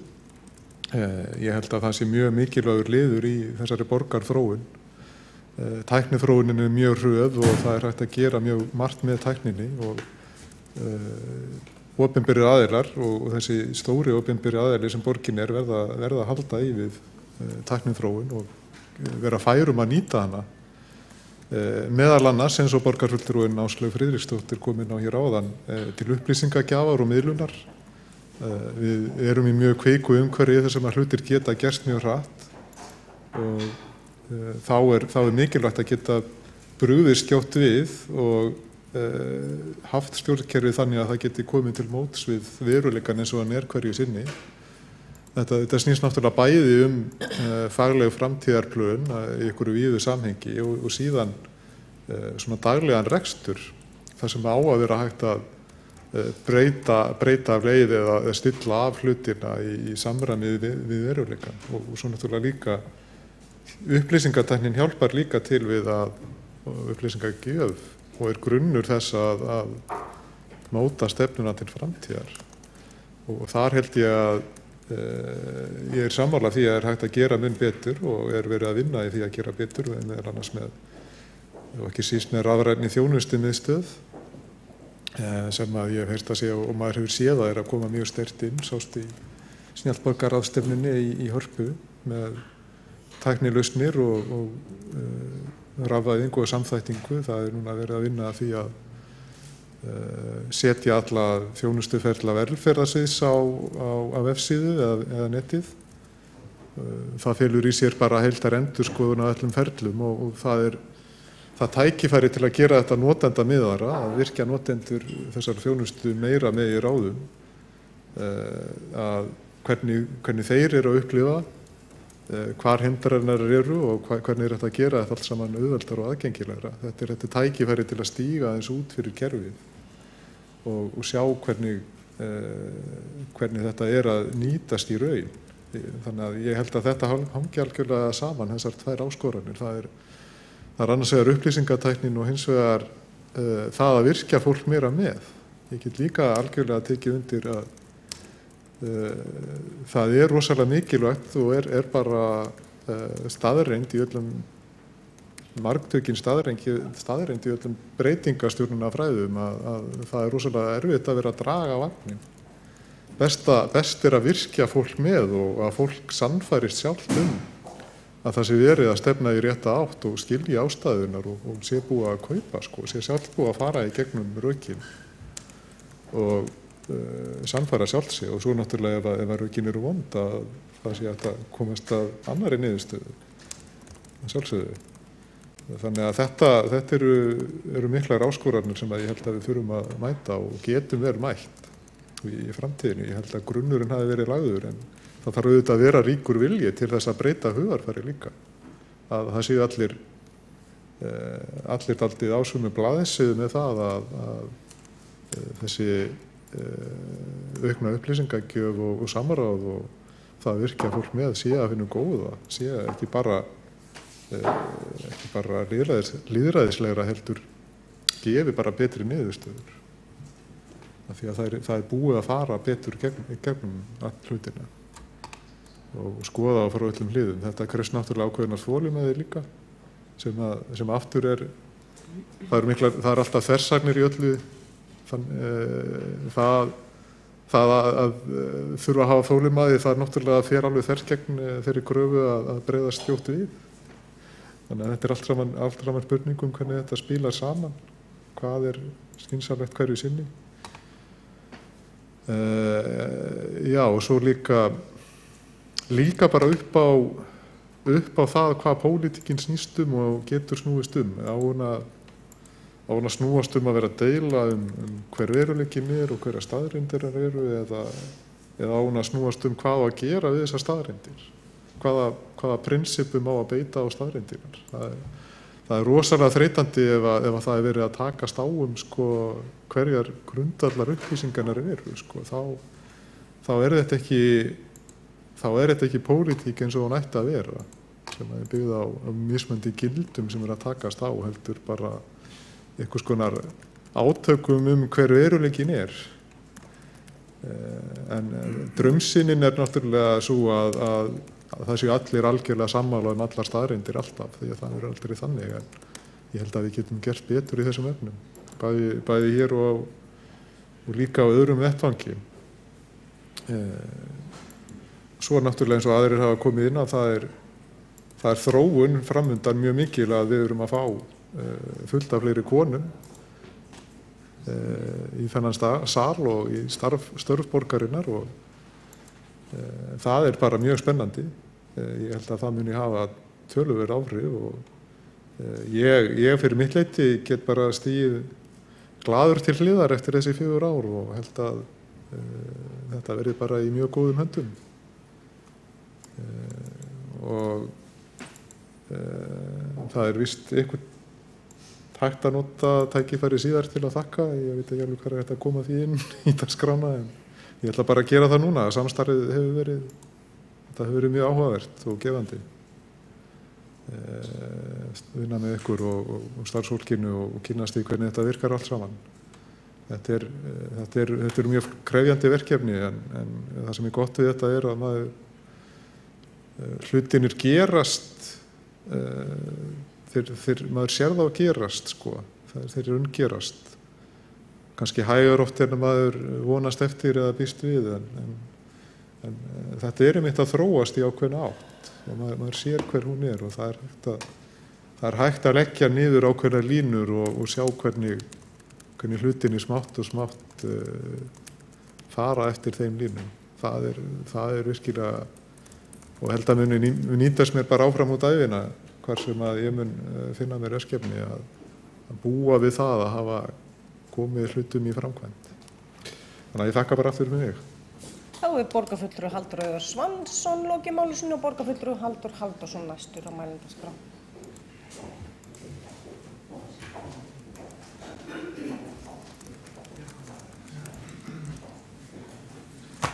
Forseti, góða borgarfulltrúar, bara örstutt. Takk fyrir umræðina þetta. Kom hérna eitt og annað fram, skemmtilegt. Ég veit ekki alveg hvernig það nýtist nýjum borgarfulltrúum, nokkur ykkar hér í þessum sal verði áfram. Kannski erum við búin að tala þetta allt saman áður, eða mest af þessu. Ég held ég verið að taka undir með borgarfulltrúa Áslaugu það að ég held að það sem aðalskipulagið felur í sér, að það mun verða veruleika smá saman. Það er bara borgarþróun sem er á sér stað allsstaðar og mjög mikilvægur hluti af því að við þróum höfuðborgarsvæðið. Hér er það að við bætum almenningssamgöngur allverulega. Áslaug reyndi að tala að hún hefði greitt atkvæði með aðalskipulaginu upp að þessu kjörtímabils. Það var reyndar í lok síðasta kjörtímabils, 27. nóvember 2013. Ekki að það skipti öllu máli. Þannig að ég átti engan þátt í þessu aðalskipulagi. Ég hefði væntanlega ekki samþykkt það bara út af flugvallamálunum í því, eða minnstakosti með bókun. Hefði ég samþykkt það, því að mér fannst það alveg galið að gera ráð fyrir því að flugvöllurinn færi á þeim tíma sem að reiknaði með, eins og ég kom inn á í ræðuminni.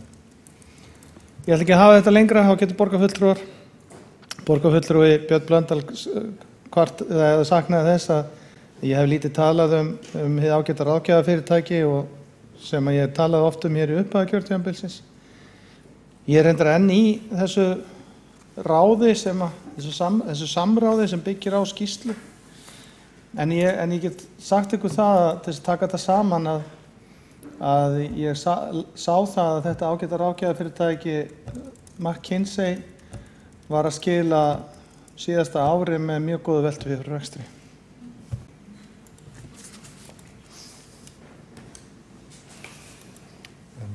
þá hefur borgarfulltrúinn Halldór Halldórsson lokið máli sínu. Fleiri hafa ekki kvatt sér hljóðs undir þessum lið og telst umræðum hann þá lokið. Þá förum við í annan liða dagskrá sem eru aðgerðir í frístundamálum samanber 26. lið fundargerðar borgarráðs frá 17. maí og þar tekur fyrstur til máls borgarfulltrúinn Skúli Helgason.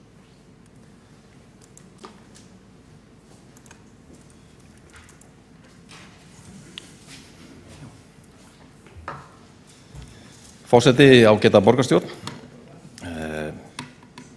Þetta hefur verið gaman að vera með ykkur hér á þessum fundi. Þakka fyrir prýðilegar umræður fyrsta lið á dagskránni og þó menn séu svona aðeins að dansa á línuna að vera orðnir of væmnir og kannski mætti kalla liðin drög að aðskilnaðarkvíða, þá ætla ég aðeins að koma með annað sjónarhorn sem að geti verið gagnlegt líka í umræðinu, sem er spurningin hvað geta menn gert sem að núna að kveðja borgarstjórn við þann mikla tíma sem að þeir hafa framundan og þessi liður aðgerðir í frístundamálum geti kannski kveikt einhverjar hugmyndir í þeim efnum.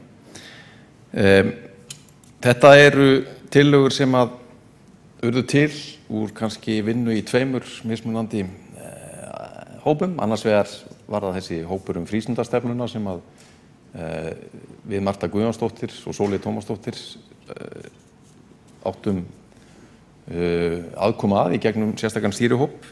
Mjög fín vinna sem að skilaði sér í stefnu sem var lögð fyrir og samþykkt hér í borgarstjórn í október síðastliðnum, 3. október. Og í kjölfarið fór af stað vinna við að forgangsraða og kortleggja með hvaða hætti væri skynsamlegt að innleiða þessar tillögur því þær voru fjöldamargar. Og það sem að hér undir eru sem sagt allmargar tillögur, einar 12 eða 13 sem að tengjast frístundastefnunni og var þá lagt til og samþykkt í borgarráði núna 17. maí að færu til framkvæmda strax á þessu ári í haust í flestum tilvikum. Og síðan þarna svipað margar tillögur, einar 11 til 12 úr starfshópi vinnu umhverfi frístundamiðstöðvanna. Svipaður hópur og var að greina hvað þyrfti að gera til þess að bæta úr starfsaðstæðum í grunnskólum og leikskólum. Að þetta var síðasta versið að fara í gegnum frístundamiðstöðvarnar. Og ég ætla að fara nokkrum orðum helstu atriðin í þessu. Þetta eru margar tillögur, ég skauta hratt yfir en svona staðnæmis kannski við 3 eða 4 þar helstu. Í fyrsta lagi þarna stigið mikilvægt skref í að auka starfi fyrir aldurshópinn 10 til 12 ára börn, en það eins og menn þekkja sem hafa stúderað frístundastarfi hjá okkur og það skipulega allt saman að þá mikil þjónusta í 1. til 4. bekk og mikil þáttaka. Hún hefur stóraukist á undanförnum síðustu árum, þar sem að liggur núna við að svo til öll börn á þeim árum séu í frístundinni. Síðan kemur svona talsvert breyting í 4. til 7. bekk og þjónustuframboðið miklu minna. Eðlilegt segja margir, börnin orðin sjálfstæðari og hafa svona kannski minni þörf fyrir það að það sé skipulag utan frístundina. En það samt alveg klárt að það í þessum aldurshópi 10 til 12 ára ákveðin hópur sem félagslega lítið virkur eða óvirkur, þarf stuðning og aðkomu til þess að komast kannski á betri staði, ef svo má segja. Og það mjög mikilvægt að hægt sé að vinna betur og markvissar með þætti sem að geta skipt miklu máli fyrir velferð þessara barna. Þætti eins og forvarnamál, vináttuþjálfun, tómstundamenntun og kannski síðast en ekki síst baráttuna við einelti. En það hefur komið fram, til dæmis í skýrslu UNICEF réttindi barna á Íslandi, að einelti mælist einmitt mest í 7. og 7. bekk og tíðni eineltis hærri á þessum aldri en til dæmis í unglingum í 8. til 10. bekk. Í þessari sömu skýrslu UNICEF kemur fram að 12% barna í 7. bekk segjast hafa orðið fyrir miklu einelti og helmingu þeirra sem verða fyrir miklu einelti upplifa mikla vanlíðan og kvíða í kjölfarið. Og það mat okkar fagfólks að þessi áfangi sem við erum að stíga hérna, að auka opnunartíman í félagsmiðstöðum fyrir miðstigið, geti skipt heilmiklu máli í þessu efni. Og hér gert ráð fyrir því að opnunin verði lengt í 2 skipti í viku frá og með næsta hausti og 3 skipti í viku hausti 2019. Í öðru lagi vil ég vekja sérstaklega athygli á aðgerðinni sem felst í því að auka stuðning í félagsmiðstöðvarstörfi fyrir börn og unglinga. Og þetta er mikilvæg aðgerð sem kannski beinist að þjónustu aukningu fyrir 2 hópa sérstaklega, annars vegar börn með fötlun sem hafa fram að þessu ekki sótt þjónustu til félagsmiðstöðvana. Og það er talið að þessi hópu telli í kringum 230 börn á aldrinum 10 til 16 ára. Hins vegar er annar hópur sem ekki fellur undir málaflokk fatlara en glímir hins vegar við alvarleg hegðunarvandamál og þetta er þá hópur sem hægt væri að sinna fyrir það fjármagn sem kemur inn í þennan lið og fyrirkomulagið hefur verið þannig að börn hafa fram að 9 ára aldrei fengið stuðning í leikskóla, grunnskóla og frístundaheimilum en ekki sem sagt eftir það. Þegar barnið komið upp í 5. bekk getur það fengið stuðning í skólanum en ekki í félagsmiðstöðvarstarfinu. Þannig að hér er mikilvæg breyting sem að ég held að geti skipt heilmiklu máli fyrir börnin í borginni og þessa 2 hópa sem ég nefndi.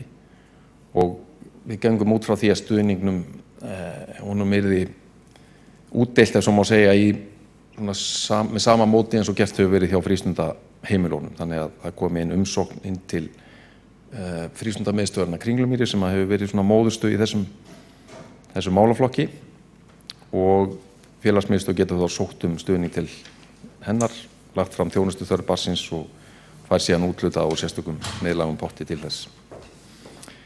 Nú, síðan eru þarna ýmsar smærri tillögur sem samt eru mikilvægar að halda áfram með verkefni listamenn með söng og dans á frístundaheimilum sem hefur verið í Breiðholti á undanförnum mánuðum og það er þá tryggt að það fái að halda áfram inn í næsta skólaár. Fjármagn til ferðakostnaðar vegna heimsókna barna og menningar og listastofnanir. Það er fjármagn til þess að efla hópastarfi í tónlist fyrir þá unglingastigið 12 til 16 ára í samstarfi við tónlistaskóla FIH. Það er útvíkkun á fyrirbærinu stórfundir ungmenna og þeirra eigin forsendum sem hafa verið keyrðir núna undanfarin misseri en verða nú í boði fyrir 16 plus hópin á vegum ungmennaráða Reykjavíkur. Átak verður gert í markas- og kynningarstarfi í frístund fyrir eldri borgara og síðan ákveðna einföldun á innritun inn á frístundaheimilin sem að ég held að sé mjög tímabært að foreldrar þurfi bara að skrá börnin sín einu sinni þegar að barnið hefur skólagöngu og síðan er þá þetta óska eftir fríum eins og við þekkjum í leikskólaumhverfinu. Þetta er gert svona í ákveðnum skrefum, fyrst í Guluhlíð og Öskju og síðan í framhaldinu annar staðar. Nú, stórfundir Reykjavíkur á ungmenna að þeir verði 2 samkvæmt plani á næsta ári og síðan eru þarna 2 mikilvægar tillögur númer 11 og 12, kortleggja félagslega stöðu, félagslega þátttöku í frístund, fyrst í 2 grunnskólum og síðan víðar og vinna þá út frá því gátlista og bæklinga sem hægt er að nota í öðrum starfsstöðum og síðan ekki síður mikilvægt að kortleggja þátttöku barna af erlendum uppruna. Tilraunaverkefni fyrst í 2 hverfum þar sem við myndum vinna markvisst með að auka þátttöku þeirra barna en við sjáum það á mælingum, til dæmis á notkun frístundakortsins að þetta er sá hópur sem að helst er utangarðs ef svo má segja í þeim efnum að þau eru ekki að nýta sér frístundastyrkina sem að er í boði á vegum borgarinnar. Nú, það er ein tillaga þarna sem að tikkar í 2 box og kannski 3, kemur bæði úr frístundastefnunni en er sömuleiðis hluti að tillögum starfshóps vinnuumhverfi frístundarinnar og það er tillagan að ráða fleiri fagmenntaða starfsemi fullt starf í frístundinni og það er mat okkar fólks að þessi aðgerð sé bæði mikil innspýting til þess að auka fagmennskuna í frístundinni, hún sé líka mikilvæg til þess að bregðast við mönnunarvandar sem að frístundin hefur glímt við undanfarin ár. Núna er hægt að leita til þess öfluga hóp sem er að klára útskrift úr tómstunda- og félagsmálafræðinni í háskólanum og bjóða þeim fullt starf hjá okkur í frístundinni á vegum borgarinnar og það er allt önnur vígstaða heldur en við höfum getað boðið upp á undanförnum árum þar sem að í flestum tilvikum er eingöngu hlutastörf í boði í frístundageiranum. Og þessi aðgerð hún kemur líka úr vinnuumhverfishópnum og er liður í því að auka fagmennsku í þessum mikilvæga geira. Og hugmyndin er svo að þessi starfsmenn þeir myndu vinna fyrir hádegi í því að skipuleggja starfi í frístundaheimilunum eftir hádegi en þeir myndu líka vera mjög öflugir liðsmenn í því að tryggja öfluga innleiðingu á bæði frístundastefnu og ekki síður menntastefnunni og vinna með þá þætti sem að þar eru efstir á baugi, miðlægir. Þá vorum við að tala þætti eins og félagsfærni, sjálfseflingu og aðra þá lykilþætti þar sem að frístundin hefur sérstaklega sterka stöðu og hefur svona beitt sér mjög á þeim sviðum. Nú ef við förum síðan yfir í sem sagt fagumhverfistillögurnar, fer nú svona hraðar yfir þar, þá sjáum við hér á skjánum yfirlit yfir þessar tillögur sem að þar eru undir. Við erum að stíga skref í að auka undirbúningstíma starfsfólk sem að er sambærileg tillaga og kom úr starfshópunum leikskóla og grunnskóla vinnuumhverfið. Það er námskeið starfsmanna í persónulegri eflingu og færni. Það er eins og í hinum hópunum sérstök áhersla lögð á að gera betur við nýja starfsmenn, nýliðar sem að koma inn og þá með það fyrir augum að menn geti haldið betur í og takmarka starfsmannaveltuna sem er mjög mikil í þessu umhverfi, rétt eins og í leikskóla umhverfinu. Og síðan eru þarna verkefni sem lúta rannsóknum og þróun, kynningarátak störf í frístundamiðstöðum, leiðir til þess að minnka álagið með færri börnum per starfsmann, úttekt á húsnæðismálum frístundar sem lengi hefur verið kallað eftir og svo framvegis. Nú, allt í allt þá eru þetta býsna margar aðgerðir, einar 24 tillögur í heildina og það eru fjárveitingar upp á tæpa 91 milljón króna á þessu ári og 430 milljónir á því næsta. En það er undirstrikað í þessum tillögum að það er heilmikið svigrúm sem hefur skapast frístundamegin út af manneklu einmitt á undanförnum misserum, afgangur upp á einar 200 milljónir í ársreikningi 2017 frístundamegin miðað við fjárhagsáætlun og það er hugmyndin að nýta það svigrúm að hluta til þess að fjármagna þessar aðgerðir. Þær eru mjög mikilvægar og gefa okkur svona gott start í vinnu við að undirbúa stöðuna í haust og leggja drög að því að við séum á betri stað en við vorum á síðastlinu skólaári þegar kemur að því að manna frístundina. Og mikil ánægja í frístundageiranum með þessar aðgerðir, ekki síst þessar 3 sem ég lagði megin áherslu á, aukninguna í 10-12 ára starfið, stuðningin inn í félagsmiðstöðvarnar og síðast en ekki síst þessa fjölgun starfsmanna í 100% stöðugildi.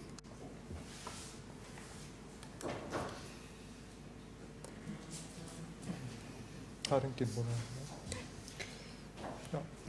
Þá hefur borgarfulltrúinn Skúli Helgason lokið máli sínu. Það er að koma til þessu. Já, ok.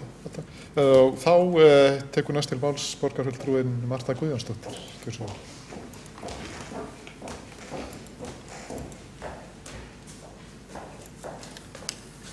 Forseti, góðir borgarfulltrúar, ég fagna þeim skrefum sem verið að taka hér í innleiðingu á frístundastefnunni. Þetta eru skref sem við hefum svo sem átt að hafa verið búin að taka fyrir löngu síðan vegna þess að það er löngu komið tíma á það að efla frístundaheimilin og ekki síður starfsumhverfið.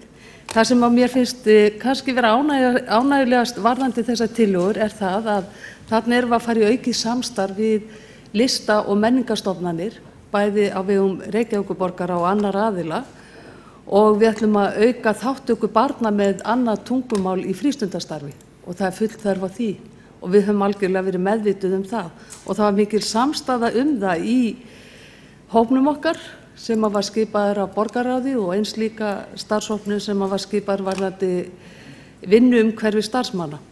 Mér finnst það mjög ánægjulegt að við sem farin að líta til starfsmanna í frístundaheimilum og vilja gera betur við þá vegna þess að þeir hafa búið við slæm kjör og þeir hafa búið við slæmar aðstæður og það að geta boðið upp á heilsársstörf getur breytt þessu starfsumhverfi til muna í þá veru að við munum laða fleira fólk til starfa á þessum vettvangi.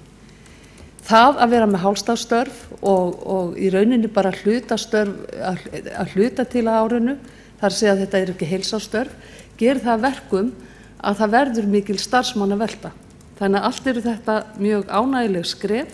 Ég hefði viljað sjá þau tekin fyrr vegna þess að það er stutt í haustið og við verðum að fara að huga því að manna frístundaheimilin, manna leikskólana og ég vona að það sé ekki of seint í rassinn gripið og að menn bretti upp ermar og ný borgarstjórn láti það verða sitt fyrsta verk að leysa þessi mál, því að þetta eru stór vandamál fyrir fjölskyldur hér í borginni.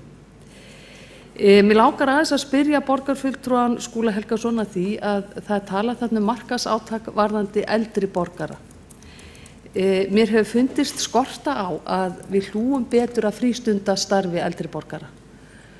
Það hefur ekki verið kynnt nægilega vel, við vitum það og það er gott að vera farið í markaðsátak að kynna það starf sem fyrir hendi en ég held að við þurfum að efla það. Ég hef fengið kvartanir frá eldri borgurum það að frístundastarf þeirra eigi að vera svo sjálfsprottin og þeirra viðbrögð eru þau að þau segja við erum búin að vinna alla okkar ævi, eigum við núna að þurfa að fara að skipuleggja félagsstarf eða láta okkur detta eitthvað í hug og hvað ef að við náum ekki einhverjum hóp saman til þess að fara í eitthvað tiltekið frístundastarf sem geti verið skemmtilegt. Ég held að við þurfum aðeins að endurskoða frístundastarf eldri borgara með það í huga að það standi öllum hópum eitthvað til boða. Þannig að við drögum úr félagslegri einangrun þessa aldurshóps. Því að það er öllum til hagsbóta að eldri borgarar séu virkir í samfélaginu og að þeir geti notið þeirra daga sem að þeir eiga til skemmtunar og til uppbyggilegra starfa.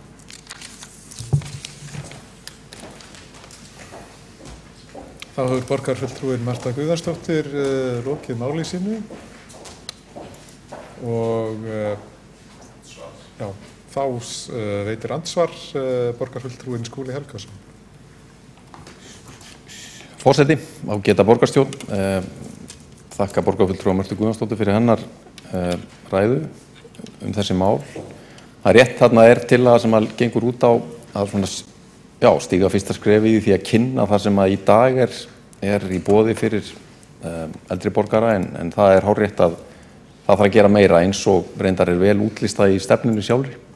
Að það eru ákveðnir þættir sem að þarf að styrkja og auka einmitt framboðið og fyrir vera þá meðvituð það að þarfinnar eru mismunandi og áhugamálin eru mismunandi og stefnunni einmitt ætlað að undirstrika það að frístundin fyrir alla óháð aldri. Þannig að ég held að við þurfum að taka þetta til okkar sem að borgarfulltrúin nefnir að það þarf bæði að kynna það sem núna gert betur og nýta kannski fleiri og markvissari leiði til þess en líka gefa í á ákveðnum sviðum og það þá hluti af næsta áfanga sem að ný borgarstjórn mun þá kortleggja hvernig komi inn og hve miklum krafti. Þá hefur borgarfulltrúin Skúli Helgason lokið að veita ansvar og þá talst ansvarum lokið og fleiri hafa ekki hvatt sér hljóðsendir þessum dagskrárlið. Þá göngum við næst til þriðja liðar á dagskrá sem til að borgarfulltrúa Sjálfstæðisflokksins viðræður við ríkið samræmt próf í verklegum greinum og þar tekur fyrst til máls borgarfulltrúin Kjartan Magnússon.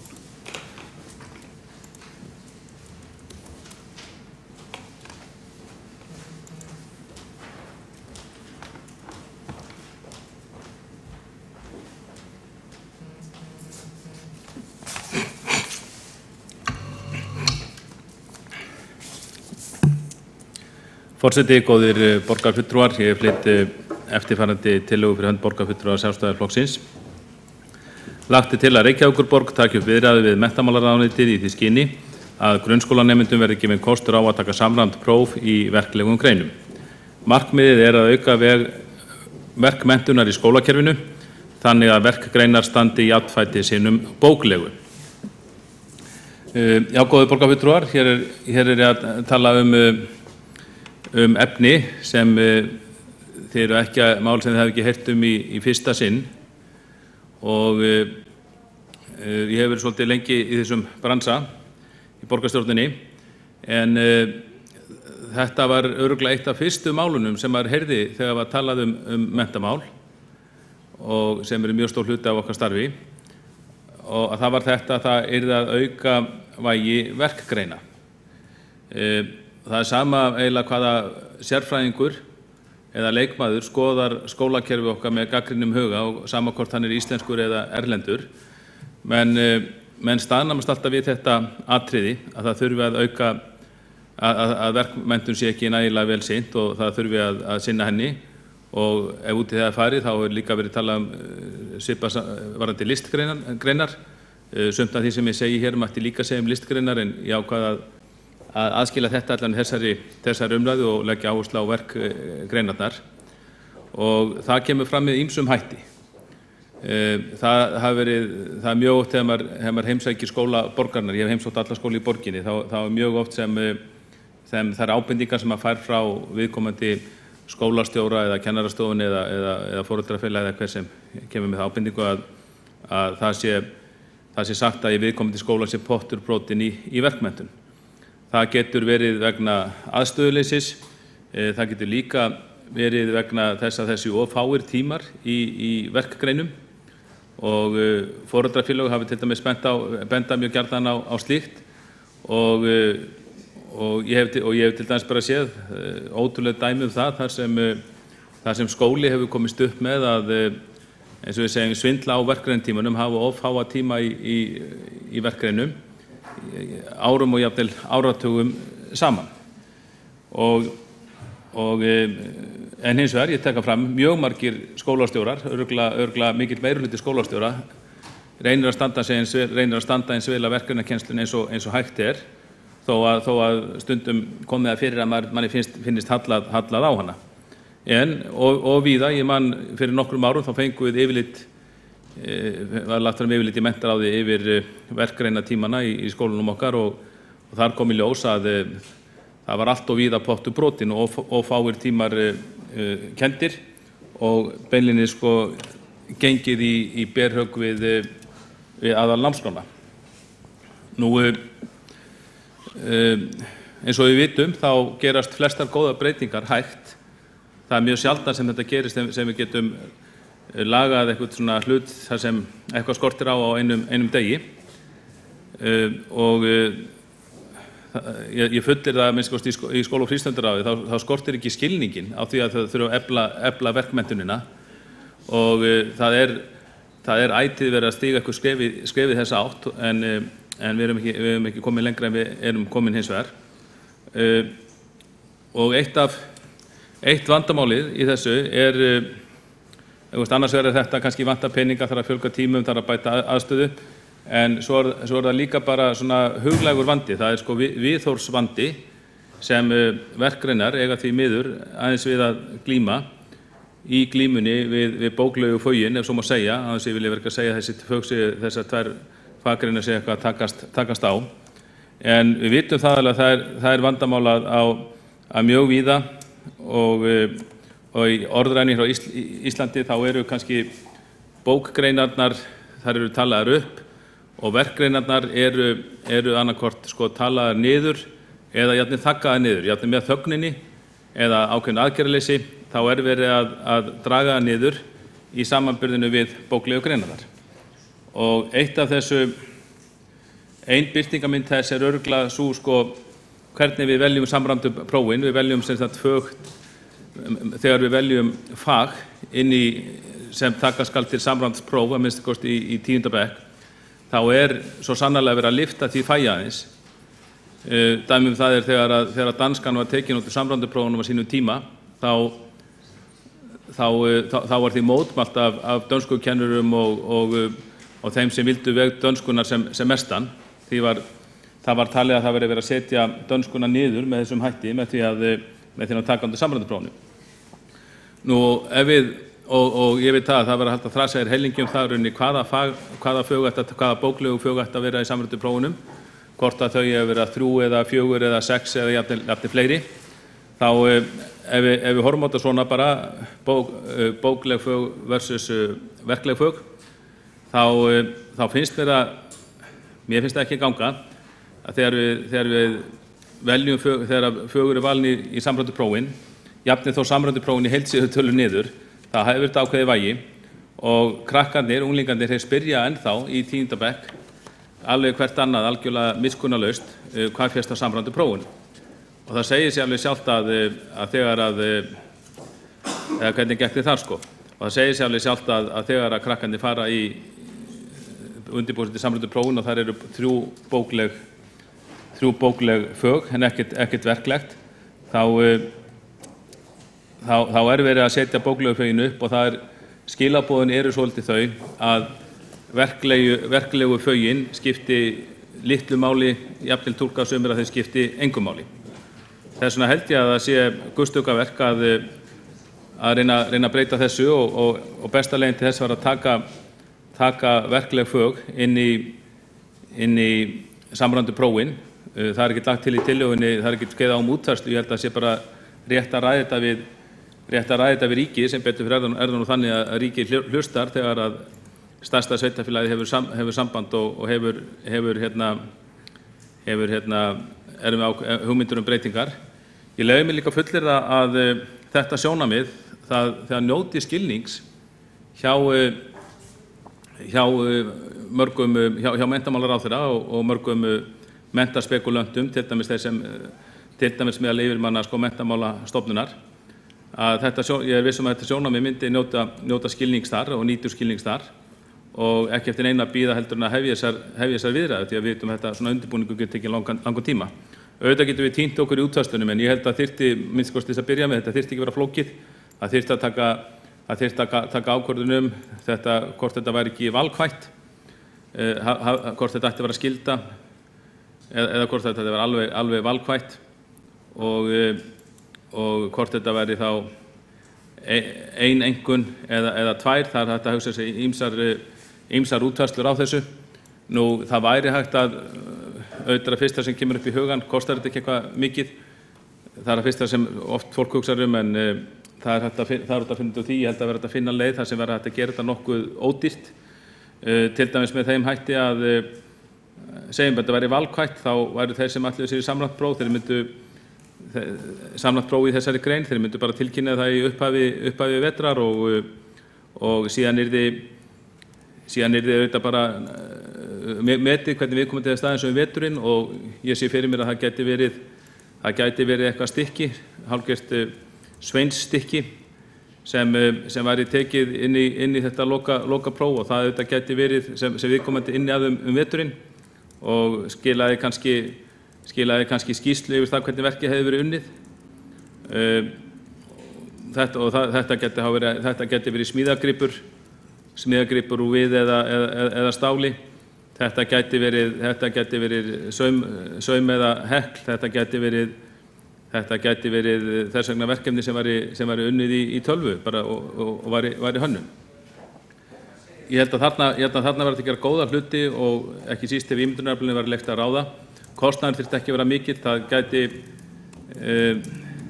það gæti verið bara svo einfalt eins og að prófdómari verið sendur á milli skóla vorið, þar sem hann myndi taka út hvert og eitt verk og gefa einkunn. Við vitum að einkunnagjöf þarf í sjálfu sér ekki að taka langan tíma eða vera með flókin ef að hún ekki þvæld út í það óendanlega eins og reyndar verið að gera í sömu tilvikum. En ég held að framkvæmdin ætti að vera mjög auðveld. Þetta gert í ýmsum Evrópulöndum, samræmt próf í verklegum greinum og þá ætti það alveg tímalaust að vera hægt hér. Nú, hvort sem okkur líka betur að vera, þá eru samræmdu prófin ákveðið mælikvarði eða svona ákveðið mark í skólakerfinu og það litið til þeirra. Þetta ekki þægilegt fyrir þá sem kannski ekki á bókina, þeir sem þarna prófaði í þessum bóklegu fögum, þeir sem ekki góður á bókina, þeir eru þá fyrirfram, getum við sagt, bara jafnvel úr leik en gætu, ef það verið mjög margir sem eru ekki á bókina, þeir eru hins vegar mjög góðir í einhverju verklegri grein, einn eða fleiri og þeir gætu, ef þetta væri gert að veruleika fyrir þá gætu þá varu þeir nánast tryggðir, þannig að þeir gætu gengið út úr grunnskólanum með hnarreistir með eina eða tvær háar einkunnir. Það sárt þegar maður heyrir stundum í kennurunum þar sem þeim finnst mjög leiðilegt að nemendur sem alltaf ekkur sem geta ekkert í bóklegum fögum, þeir séu beinlínis brotnir niður þegar að þeir vegna hennar miklu áherslu sem lögð á hið bóklega í okkar menntakerfi, allt of mikill áherslu, það margar dómi. Nú það auðvitað hægt að breyta því og ég held að skilningun hafi nú aukist á síðustu árum og það reynt að púka upp á þá nemendur öðruvísi eða hjálpa þeim sem náttúrulega sem eru verkhægir frekar en að bókina. En þannig að ég held að það veri bara eðlilegt framhald af slíku starfi að það veri mælikvarða var einhvern veginn brugðið á það og þeir fái samræmda einkunn í grein sem þeir eru góðir í eins og allir hinnir. Ég veit alveg að menn hugsa þegar maður kemur svona tillögu þá auðvitað að koma upp og segja sko bara samræmdu prófin þau ekki að líðast hvort það á bara að leggja niður samræmdu prófin og ég ætla ekki að fara út í þá umræðu hér. Ég reyndar stuðningsmaður samræmdra prófa en ég veit að það eru mjög ólíkar skoðanir af því. Sumir vilja gerbreyta þeim, aðrir vilja bara aðrir vilja halda í þau, annarri vilja leggja þau bara beint niður. Ég held að ég minni þá bara á það að það hefur alveg í 20 ár, þá hefur alveg verið umræða í gangi í skólakerfinu að samræmd próf eigi að leggja niður. Ég held að þau verði ekki lögð niður. Ég held að ef eitthvað þá sé þessi umræða samræmda árangursmælikvarða sem hefur aukist. Ég held að hún sé frekar samræmdu prófum í hag heldur en hitt. Ég held að það hafi kannski verið ákveðna líkur á því fyrir nokkrum árum, eða kannski líklegri núna þegar þau eru lögð niður. Ég held að á sama hátt og menn auðvitað geta rætt hvenær sem að það bara að leggja samræmdu prófum niður. Það verið að skoða, það er skoðað meðal annars skoðun hjá okkur á okkar ágæta skóla- og frístundasviði almennt á samræmdu prófunum, ekki síst út af því sem gerðist við framlagningu þeirra í vor. Og auðvitað munum menn svo tjá sig hvort að leggja niður ekki.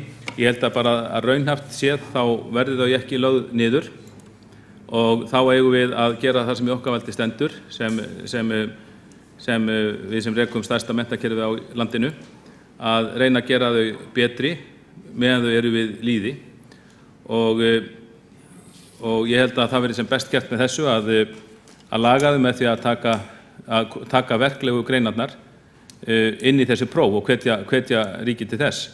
Ég er viss að ef það verður tekið upp með almennilegum hætti hjá stærsta og sterkasta sveitarfélaginu þá muni það hafa mikið vægi hjá ráðuneyti hjá ráðherra menntamála og í menntamálanefnd allsherjar- og menntamálanefnd þingsins og án þess að hafa rætt þetta við núverandi menntamálaráðherra þá býst ég við að hann sé frekar jákvæður fyrir svona nýjum hugmyndum til þess að bæta kerfið og þetta er svona dæmigerð breyting á kerfinu sem ég held til bóta en myndi að sjálfsögðu var á engan hátt að kollsteypa kerfi samræmdu prófana. Þetta er bara lítil viðbót og ég viss það að þegar hún var einu sinni komin inn þá mun öllum finnast hún bara hafa verið til bóta og nánast sjálfsögð. En þannig það sem ég var að segja í lokin að ég held að menn geti tekið afstöðu til þessari tillögu algjörlega óháð skoðun þeirra á samræmdu prófunum yfir höfuð. Þeir sem eru, mér finnst að bæði þeir sem eru hlynntir samræmdu prófum og þeir sem eru bara beinlínis á móti þeim, þeir geti allir stutt þessa tillögu. Þeir sem eru á móti samræmdu prófunum yfir höfuð, þeir geta sagt þetta mun þá allan að laga ástandið þangað til þau verða lögð niður. En svo það auðvitað bara allt önnur umræða og allt önnur barátta hvort að samræmd próf verði lögð niður og það mun framtíðin einbera í skauti sér. Þá hefur borgarfulltrúinn Kjartan Magnússon lokið máli sínu. Þá tekur næst til máls borgarfulltrúinn Skúli Helgason.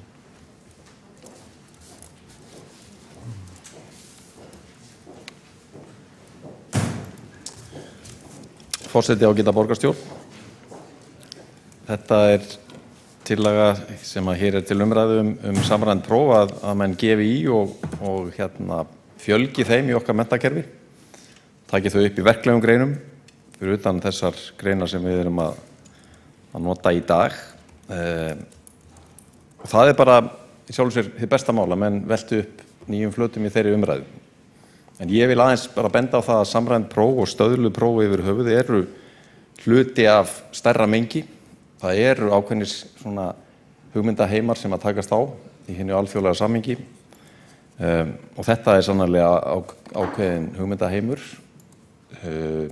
margra hægri manna það að menntakerfi eigi sem mest að byggja á og snúast samkeppni samanburð á milli nemenda, skóla og landa og einmitt stöðlupróf sem svona ákveðin lykiltæki til þess að auðvelda slíkan samanburð.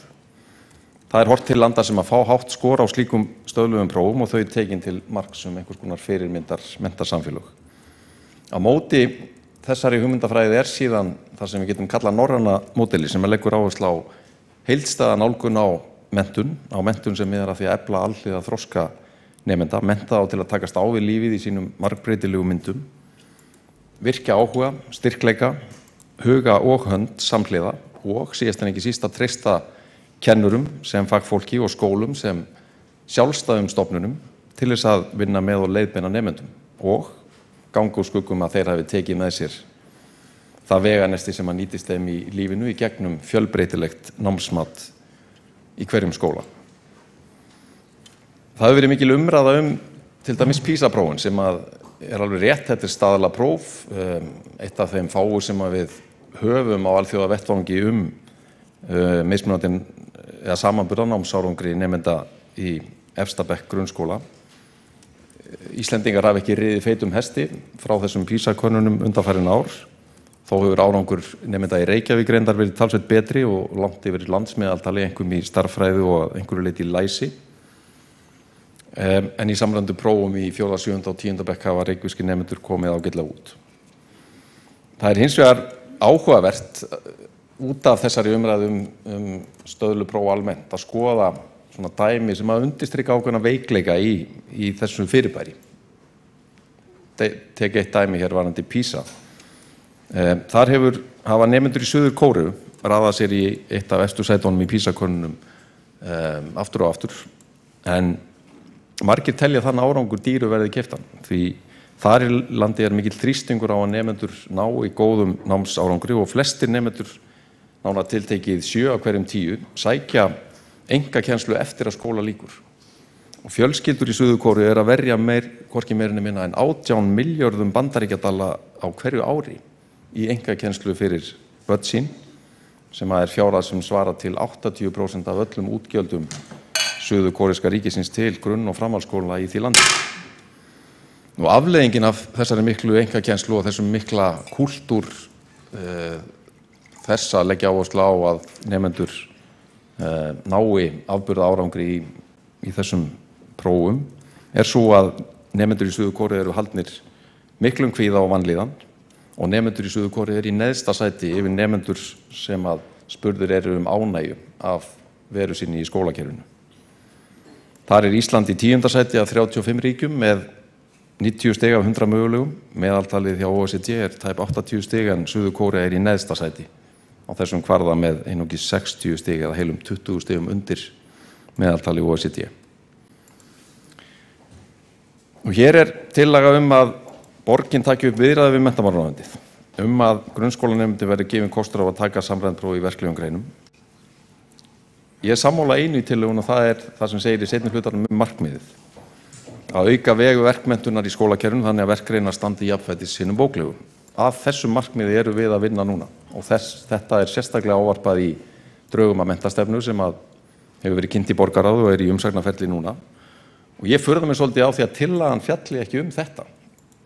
Að gera eitthvað sem skiptir máli í því að verkgreinar standi raunverulega jafnfætis sínum bóklegu inn í skólastofunni, inn í hinum daglega veruleika skólana. Og þar væri áhrifaríkast að fjölga tímanum og námsframboði þannig að fleiri nemendur geti spreytt sig í verklegum greinum og við náum að kveikja áhuga þeirra sem að kannski eru ekki sterkir á bókina á því að það eru fleiri kostir í boði sem ekki síður mikilvægir. Það það sem við viljum gera, það það sem útlistað í drögum að menntastefnu og þegar ég segi við þá ég að tala skólasamfélagið í borginni því það fyrst og fremst okkar fólk út af vettvangi sem á heiðurinn af menntastefnunni eins og hún lítur út í dag. Og það það brýnasta í stöðunni, það það mikilvægasta sem við getum gert en ekki byrja á því að staðla og setja allt málið í pappakassa. Og mér finnst það líka að vera umhugsunarefni að það ákveðin svona tilhneiging til miðstýringar á skólakerfinu að fjölga stöðluðum prófum. Og mér finnst það vera skilaboðum að við treystum ekki okkar fólki, treystum ekki okkar kennurum eða okkar skólum til þess að höndla málin þannig að námsmatið sé meira á þeirra forsendum. Nú, en Fátt svo með öllu illt og góðu heilli, þá til hér starfshópur sem að fjalla samræmd próf, kosti þeirra og galla og það ein leið til þess að vinna með þessa tillögu þó að hún sé á dálitlum refilstigum blessunin, villuráfandi sauður með sultadróp í nefinu að vísa þessari ágætu tillögu inn í þann starfshóp og þar geta með þá smjattað á hennu og tekið afstöðu til þess hvort að það sé skynsamlegt til framtíðar að fjölga hér samræmdum prófum í okkar kerfi. Þá hefur borgarfulltrúinn Skúli Helgason lokið máli sínu. Fleiri hafa, borgarfulltrúinn Kjartan Magnússon hefur beðið orðið. Það tekur á til máls.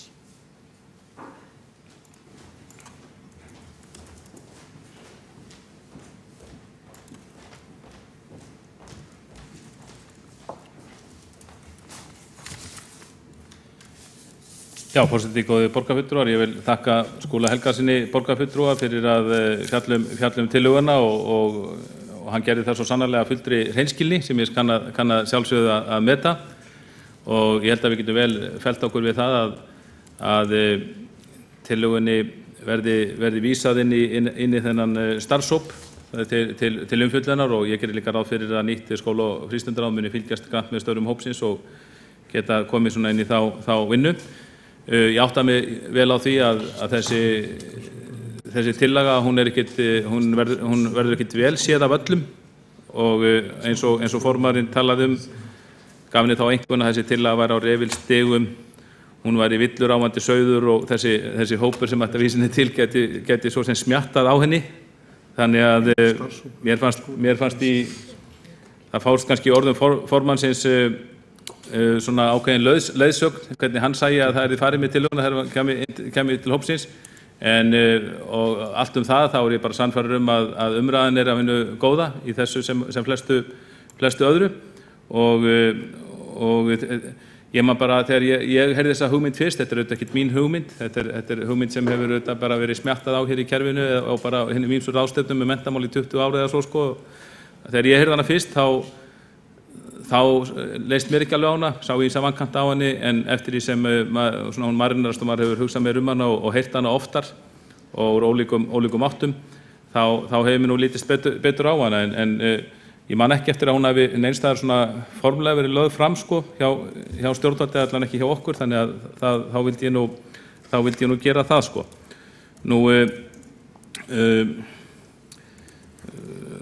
Skúli Helgason borgarfulltrúi talaði svona almennt kannski það kerfi sem tillagan miðaðist við og vildi að segja að hún væri þetta verið svo barátta milli tveggja kerfa sko, annars vegar væri kerfi það sem væri samkeppni og samanburður, hins vegar væri hið góða norræna módel það sem væri fjallað heildstæða nálgun, treysta kennurum sem fagfólki í fjölbreytilegt námsmat og svo framvegis.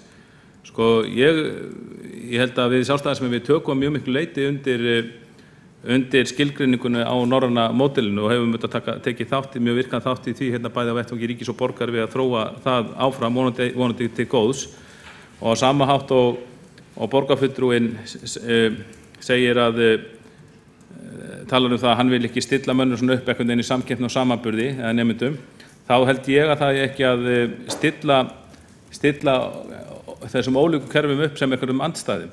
Ég held að þegar við sköpum íslenska líkanið eða íslenska módelið í menntamálum, þá eigum við bara að skapa okkar eigin módel og taka það besta úr öðrum kerfum. Það er víða samkeppni í heiminum og Ísland á hverjum degi í samkeppni við aðrar þjóðir í menntamálum, í atvinnumálum, ýmsa þátt. Það er talað samkeppnislönd okkar, þó það sé engin illind á milli, en við erum okkur bara meðvituð það að við erum á hverjum degi, við erum á hverjum degi í samkeppni við aðrar þjóðir, reyna að gera betur heldur en í gær, reyna að skapa meiri verðmæti, reyna að halda hagvextinum, halda efnahagskerfinu gangandi og viðhalda einhverjum hagvexti. Það er bara það sem er að gerast hér á hverjum degi og við verðum að líta þá til menntakerfisins og hvernig það geti fungerað sem best og ég held að og eins og ég sagði án, ég held að óháð skoðun manna á samræmdum prófum yfirleitt, hvort að fjölgi ekki, þá eigi að líta til þess þáttar. Ef til þess að menn kemist þeirri niðurstöðu að það ætti alls ekki að fjölga samræmdu prófum, þeir eru að vera að segja bara ætti að vera 3 áfram, þá myndi ég segja, þá myndi ég helst vilja taka bóklega grein út og setja þá verklega grein í staðinn, sko.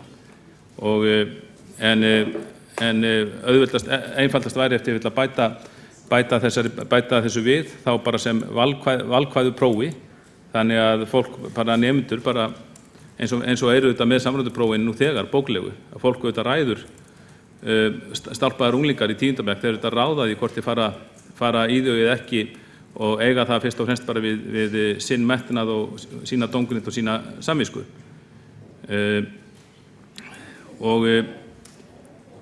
En ég sammála mörgu þessi Skúli sagði, eins og með fjölbreytilegt námsmat, ég held að fjölbreytilegt námsmat sé algjörlega hinu góða.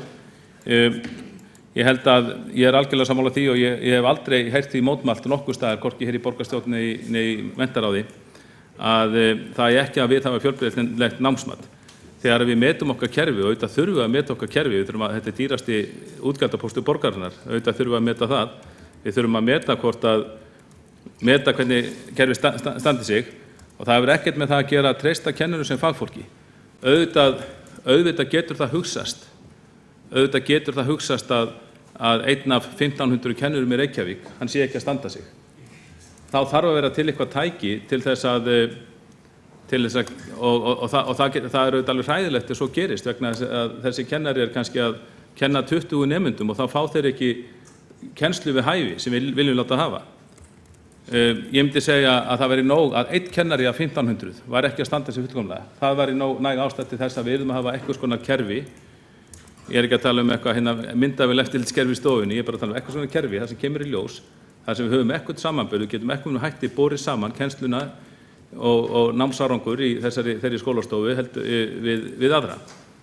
Og segjum að einn kennari, ég ætla ekki að kveða upp úr hver fjöldin segjum að sé bara einn af 1500, segjum bara sé ekki hæfur.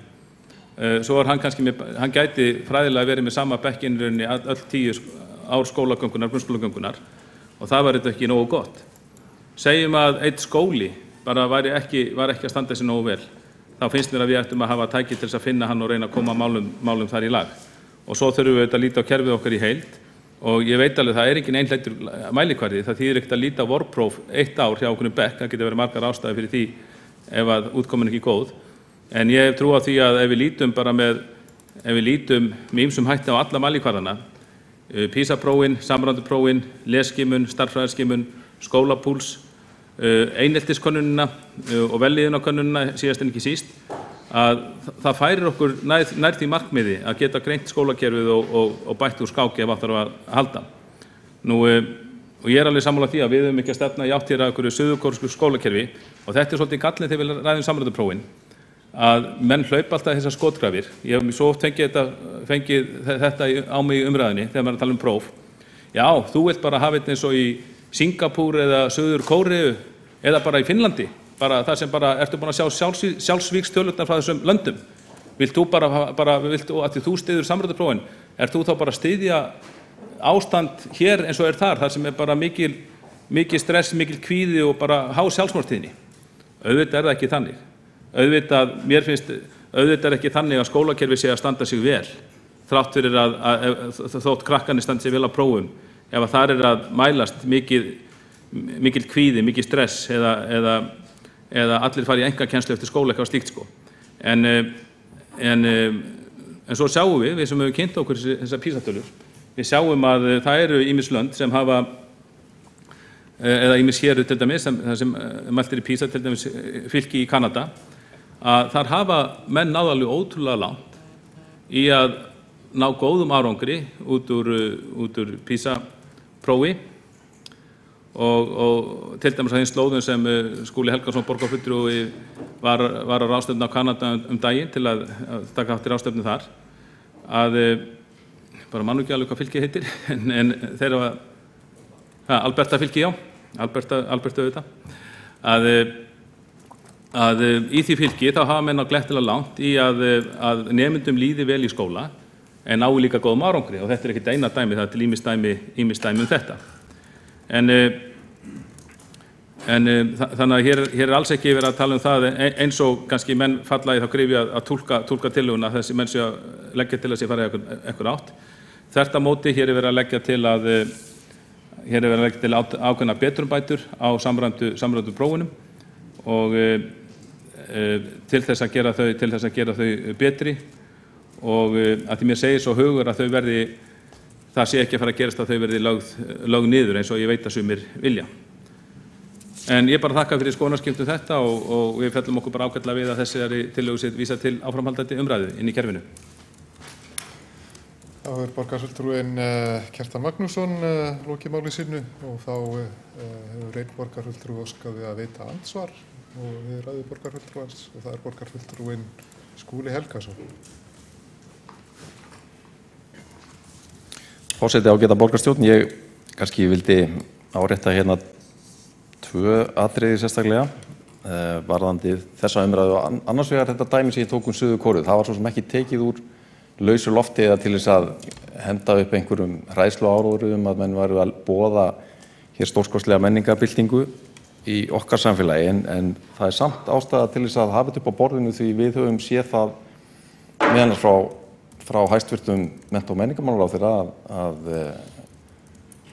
eins ferskur vindur og fylgir þeim ráðherra inn í þennan málaflokk að þá hefur hún oftar en einu sinni, oftar en tvisvar vísað einmitt til Suður-Kóreu og talað það sem kerfi sem við getum margt lært af. Þannig að það alveg nærtækt að halda uppi hér samræðu Suður-Kóreu og hvernig málum háttað í því ágæta landi. Nú annað varðandi sem ég vildi sérstaklega bregðast við í málflutningi Kjartans Magnússonar borgarfulltrúa var þetta sem veltur upp sem í sjálfu sér áhugaverð hugmynd að samræmdu prófin séu valkvæð. En þannig það bara ekki í okkar kerfi. Það algjörlega skýrt í grunnskólalögunum að samræmdu prófin eru skylda. Það skylda fyrir nemendur í 4., 7. og 10. bekk að fara í samræmd próf og þarf einhverja sérstakar aðstæðu til þess að skólastjóri og þá með samþykki foreldra geti heimila einstöku nemendum að víkja frá því. Nú, hver valkosturinn? Þurfum við, nóg að vera með það samræmda, með það námsmat, segi ég sem að einstakir skólar bjóða upp á, eða eigum við einhverja þriðju leið? Já, það eru til aðrir valkostir, til dæmis þeir sem að frændur okkar Finnar nota, sem að vera með valkvæð prófið mitt, úrtakspróf sem eru lögð fyrir tiltekinn hluta nemendahópsins. Það tilviljunarvarið inn í það hverjir taka þátt í þeim prófum og þau kalla ekki á neitt sérstakan undirbúning sem væri auðvitað veruleg breyting með við það umhverfi sem að nemendur í efstu bekkjum grunnskóla hafa fundið á eigin skinni undanfarin ár og við þekkjum að hefur valdið kvíða hjá mörgum. En þetta eitt af því sem við vildum skoða í starfshópnum, hvernig eru fyrirmyndirna frá Norðurlöndum, hvað þetta varðar. Þá hefur borgarfulltrúinn Skúli Helgason lokið að veita andsvar og þá svarar andsvarið borgarfulltrúinn Kjartan Magnússon.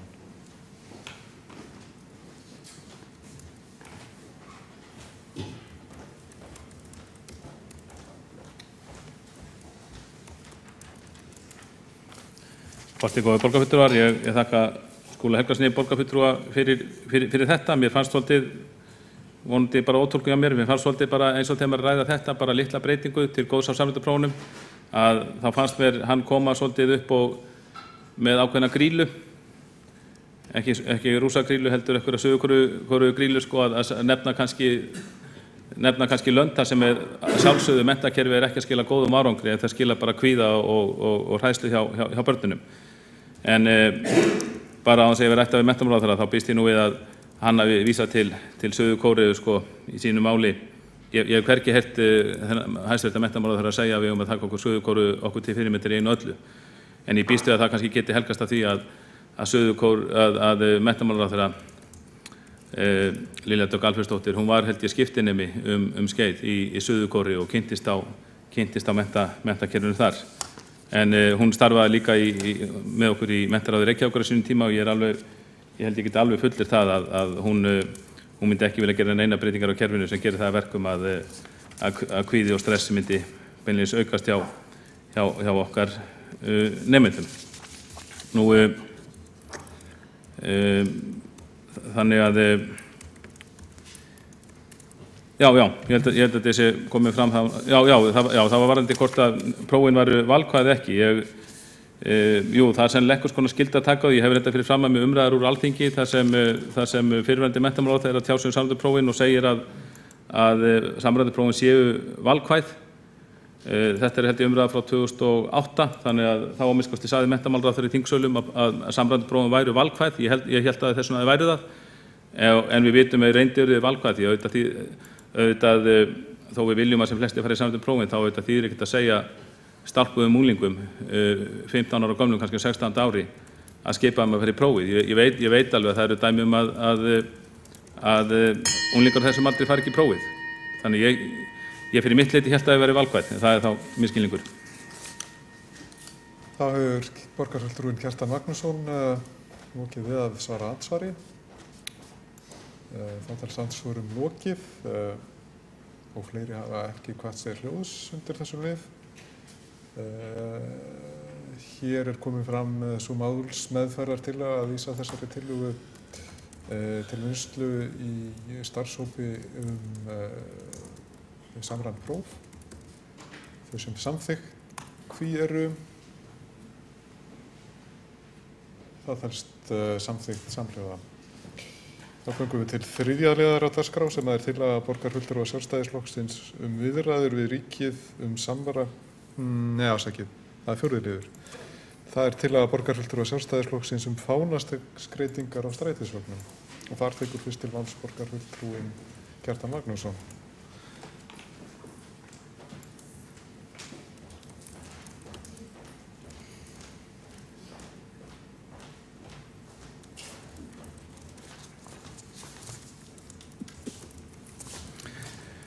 Já, forseti, góði borgarfulltrúar, mér datt nú bara í huga að koma hér með eina tillögu svona að lokum og svona skemmtilega tillögu inn í sumarið og tala um að því að sumarið kom formlega í gær eins og við vitum með góða veðrinu sem vonandi verður í allt sumar. En það er tillaga okkar borgarfulltrúa Sjálfstæðisflokksins í þessu hljóma svo. Borgarstjórn beinir því til stjórnar Strætó BS að sá síður verði endurvakin að skreyta strætisvagna með fánum við ákveðin tækifæri. Það er á helstu fánadögum íslenskum og á þjóðhátíðardögum helstu vina þjóða. Nú, ég vona að fleiri munið en ég hvernig þetta var þegar strætisvagnarnir voru merktir með fánum. Afskaplega skemmtilegt fannst mér, það var sem sagt fánar settir á strætisvagna nokkru sinnum á ári. Þetta var á svona stórhátíðardögum, sem sagt almennu fánadögum, páskadaginn eftir 17. júní, sumardaginn 1. Alltaf smá hátíðarbragur og það var gaman að sjá Strætó sem náttúrulega eru náttúrulega eitthvað mikilvægasta þjónustan sem við rekum. Gaman að sjá að Strætó gat líka farið í spariföt eða hátíðarbúning þegar það var við hæfi. Síðan á tímabili að lengi vel þá voru meira að segja settir fánar okkar helstu vinaþjóða, Norðurlandaþjóðanna, voru settir á strætisvagnana á þjóðhátíðardögunum þeirra og þetta var því líka, mér fannst þetta hafa bara ákveðið svona fræðslugildi fyrir fólk og ekki síst æskuna. Eins og við vitum þá er erfitt að þekkja sundurfána Norðurlandaþjóðanna því þeir eru svo líkir en þarna fékk maður kennslustund í þessu og lærði örugglega mjög ungur inn á það hverjir þessir fánar væru. Já, vel á minnst, ég held að sé þjóðhátíðardagur Dana í dag, bara óska okkur öllum til hamingju með það, gleðilegur, ánægjulegur dagur. Danir sennilega með okkar helstu vinaþjóðum en þetta var sem gert í eina tíð og mæltist vel fyrir.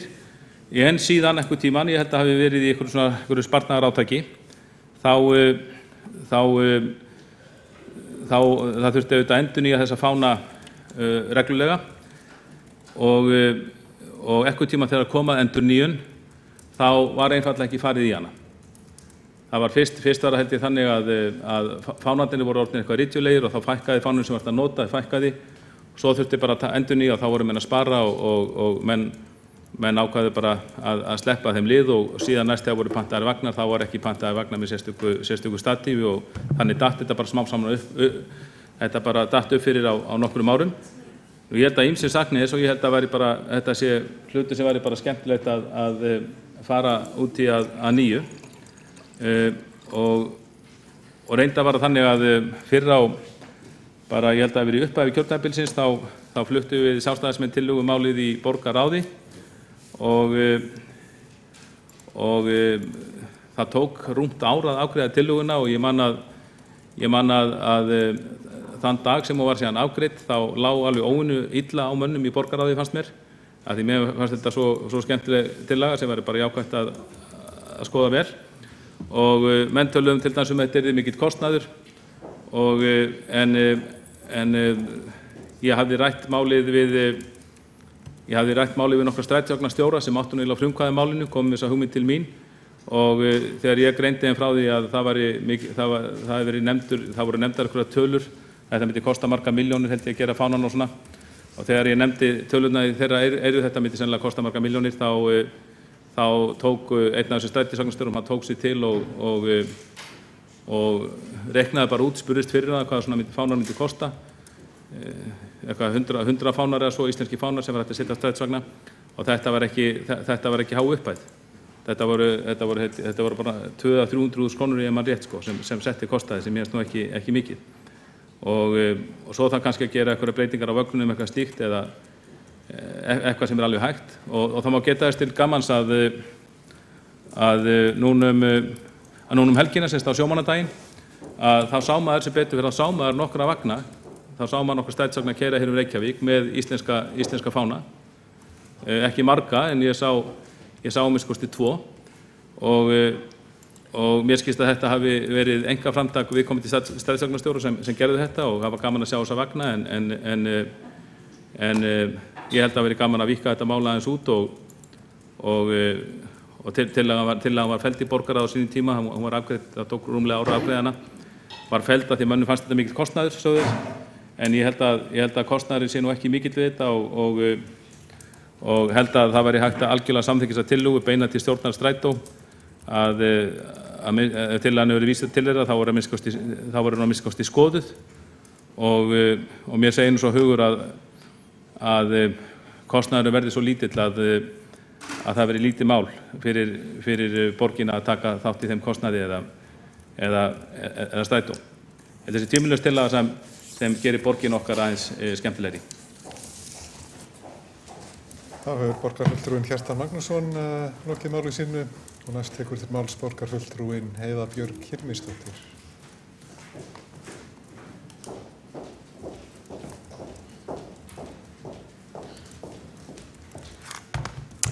Kæri forseti, ákveðið borgarfulltrúar, sem stjórnarformaður Strætó þá tók ég við þessari tillögu 2016 þegar hún var lögð fram hér í borgarstjórn og var vísað til okkar úr borgarráði til umsagnar. Við báðum stjórnendur Strætó að taka saman hvað þetta myndi kosta og það var reiknað út. Þannig að minnisblað sem dagsett 7. júlí 2016 kemur fram að það myndi kosta gróflega áætlað að kaupa uppsetningu og flögg og fánastangir og festingar fyrir fána myndi kosta 7 milljónir króna fyrir allan strætóflotan. Síðan þyrfti að vinna við að viðhalda og setja upp flögg á bílana og fylgjast með hvenær hvaða land heldur upp á sinn hátíðisdag.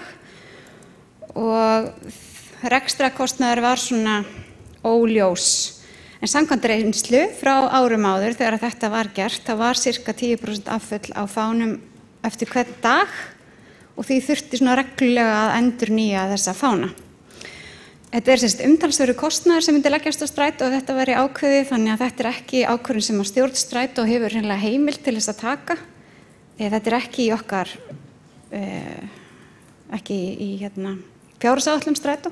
Þyrfti þá sérstaka heimild frá sveitarfélögunum 6 sem að standa að rekstrinum og það var sameiginleg niðurstaða stjórnar Strætó á þessum tíma í byrjun júlí 2016 að þetta væri ekki forgangsverkefni og það væri margt annað sem við myndum velja fremur að verja kannski einhverjum 7 til 10 milljónum í heldur en að setja fána á strætó þó að hátíðlegt kynni að vera. Það er örugglega skemmtilegt og sniðugt að sjá svona fyrir þá sem taka eftir því.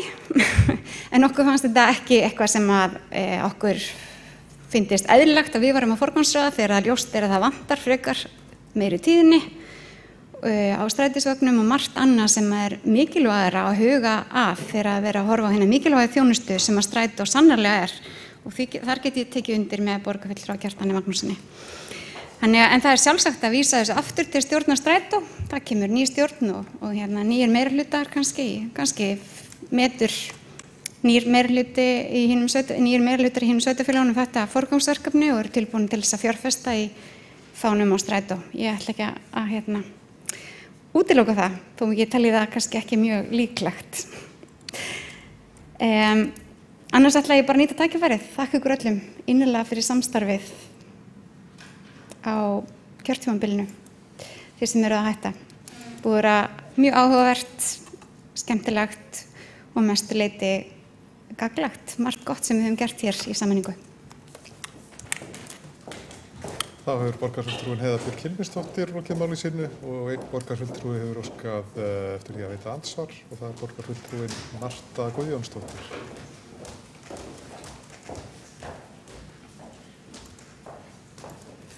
Forseti, góðir borgarfulltrúar, mig langar til að þakka borgarfulltrúa Kjartani Magnússyni fyrir góða tillögu.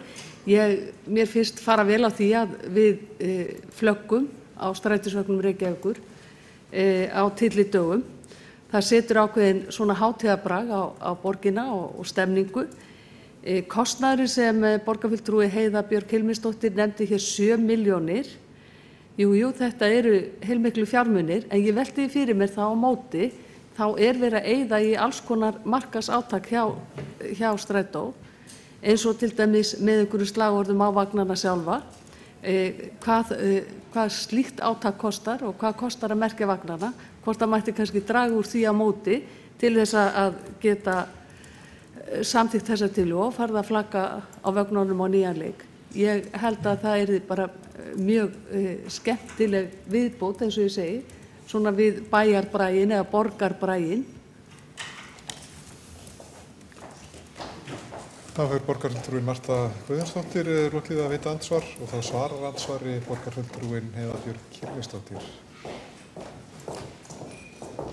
Forseti, borgarfulltrúar, það má vel vera að einhverju vilji sjá það að flagga þjóðfánum á strætó gæti verið hluti af markaðsátaki. Það hefur ekki hvarflað okkur. Við höfum unnið markvisst að því að nálgast ákveðna hópa í samfélaginu, þá til þess að koma inn í strætó.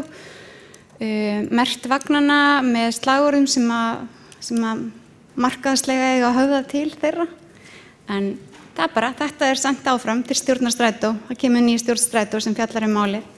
Ég veit ekki hvort að þeim finnist þetta gott markaðstriks.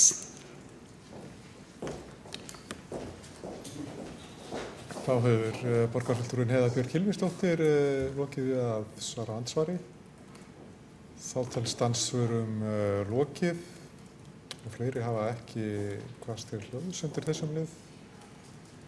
Það er allir í salnum, er það ekki? Það er allir í salnum. Þá hefur komið fram svo málsmeðferð þeirra til að vísa þessari tillögu til meðferðar hjá stjórn Strætó BS. Þeir sem samþykk eru því. Það telst samþykkt samhljóða. Þá er umræðu þennan lið lokið og næst göngum við til 5. liðar á dagskrá sem er tillaga borgarfulltrúa Sjálfstæðisflokksins hátíðahöld í tilefni af aldarafmæli fullveldis Íslands og þar tekur fyrst til máls borgarfulltrúin Marta Guðjónsdóttir.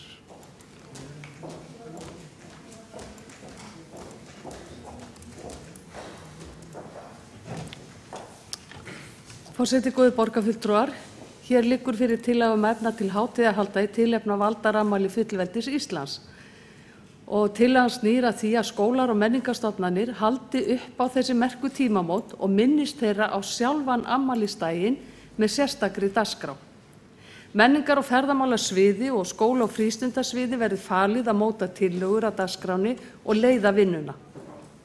Þegar litið er yfir dagskrá afmælisársins fyrir landið allt, kemur í ljós að ekki eru viðamikla dagskrá eða viðburðahald að ræða af hálfu Reykjavíkurborgar og ekki er að sjá að skólar borgarinnar séu með skipulega dagskrá í tengslum við afmælið.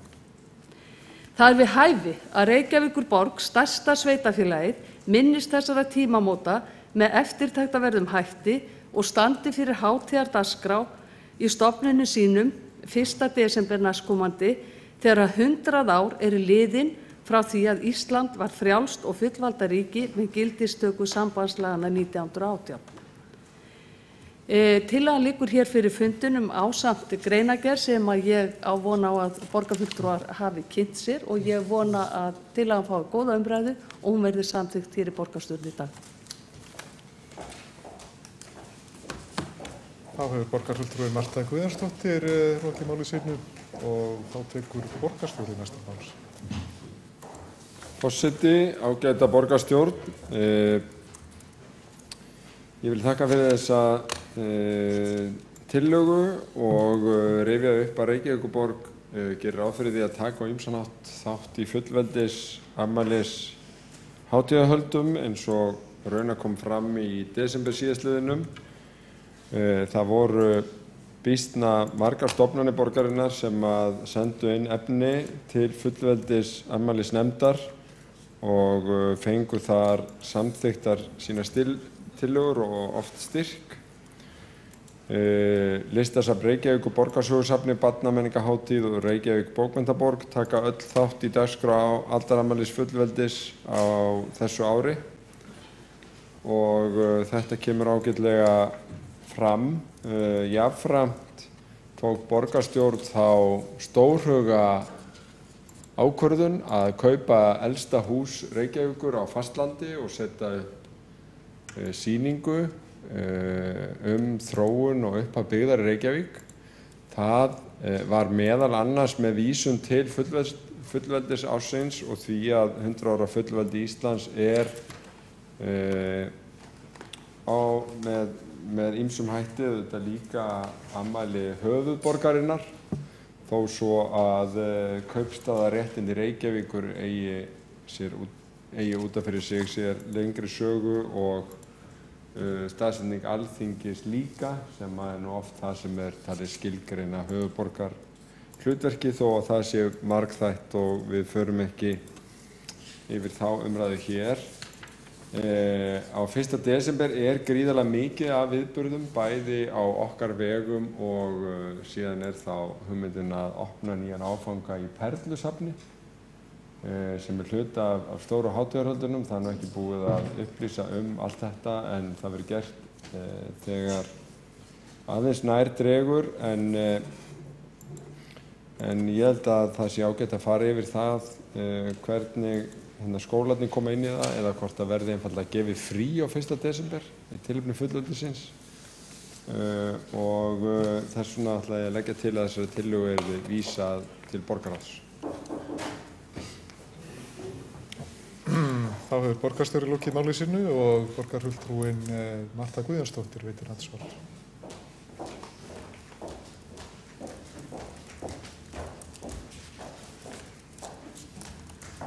Forseti, góðir borgarfulltrúar, já, það er ánægjulegt að tillögunni þó tekið það vel að henni verði vísað til borgarráðs. Ég hefði heldur kosið að hún hefði verið samþykkt hér í dag vegna þess að þetta er ekkert flókið mál.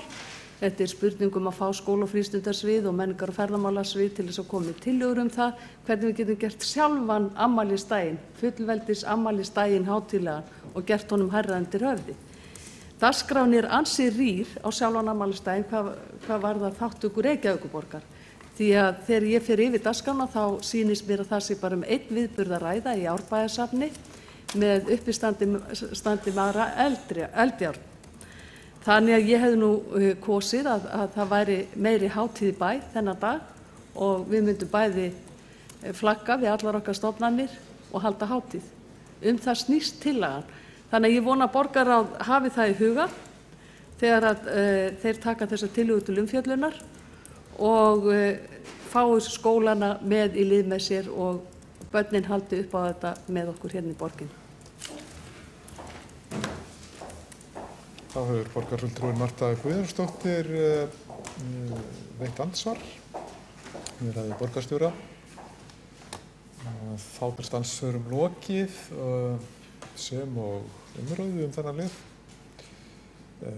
Borin hefur verið upp svo málsmeðferð þegar er tillaga að vísa fyrirliggjandi tillögu til borgarráðs. Þau sem samþykk eru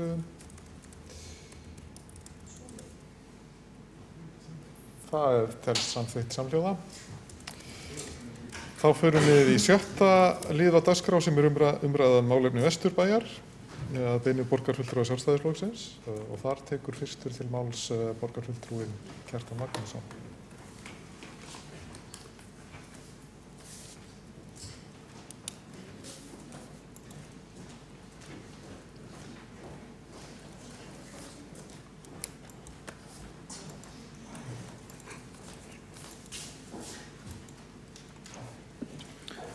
Forseti, góðir borgarfulltrúar, í dag tökum við til umræðu málefni Vesturbæjarins. Þetta er hluti af svona yfirferð yfir hverfi borgarinnar þar sem við ræðum málefni hverjus fyrir sig. Ætlunin var reyndar svo að ljúka þessari umræðu fyrir kosningar og það var búið að stilla málum upp og leggja fram tillögu það að við myndum fara yfir þessi hverfi þannig að yfirferðin er í loki fyrir kosningar. En vegna bólabragða sem meirihlutinn beitti okkur minnihlutanum í forsætisnefnd þá hreinlega neitaði hann að setja þetta mál á dagskrá á fundi eða neitaði að vera við óskum okkur að taka þessi hverfimálefni á dagskrá fyrir kosningar. Þannig að þegar það var kosið þá stóð eitt hverfi út af sem er Vesturbærinn og þannig að við tökum það bara núna til þess að klára hringinn þó að það hefði nú kannski verið betra að ljúka þessu eðli málsins samkvæmt fyrir kosningar og eðlilegra. En Vesturbærinn, við höfum svo sem fjallað þessi mál hans áður fyrir nokkrum árum. Eitt grónasta hverfi borgarinnar. Það var athyglisvert að þegar var óskað eftir ábendingum það sem mætti fjalla á þessum fundi þá voru mjög fjörugar umræður á Facebook síðum Vesturbæjarins og ég held að bara þó að þetta sé ekki fjölmennasta hverfi borgarinnar þá hafi þarna verið borist flestar ábendingar og athugasemdir og gengu ýmsar áttir, þannig að það er alveg greinilegt að Vesturbæingar þeim er skiljanlega eins og öllum mjög annt sitt hverfi og hafa mikla skoðanir og eru mjög duglegir að koma að færa skoðanir sínar letur og koma þeim á framfæri, en auðvitað þeir ekki frekar næri neitt sammála öll mál.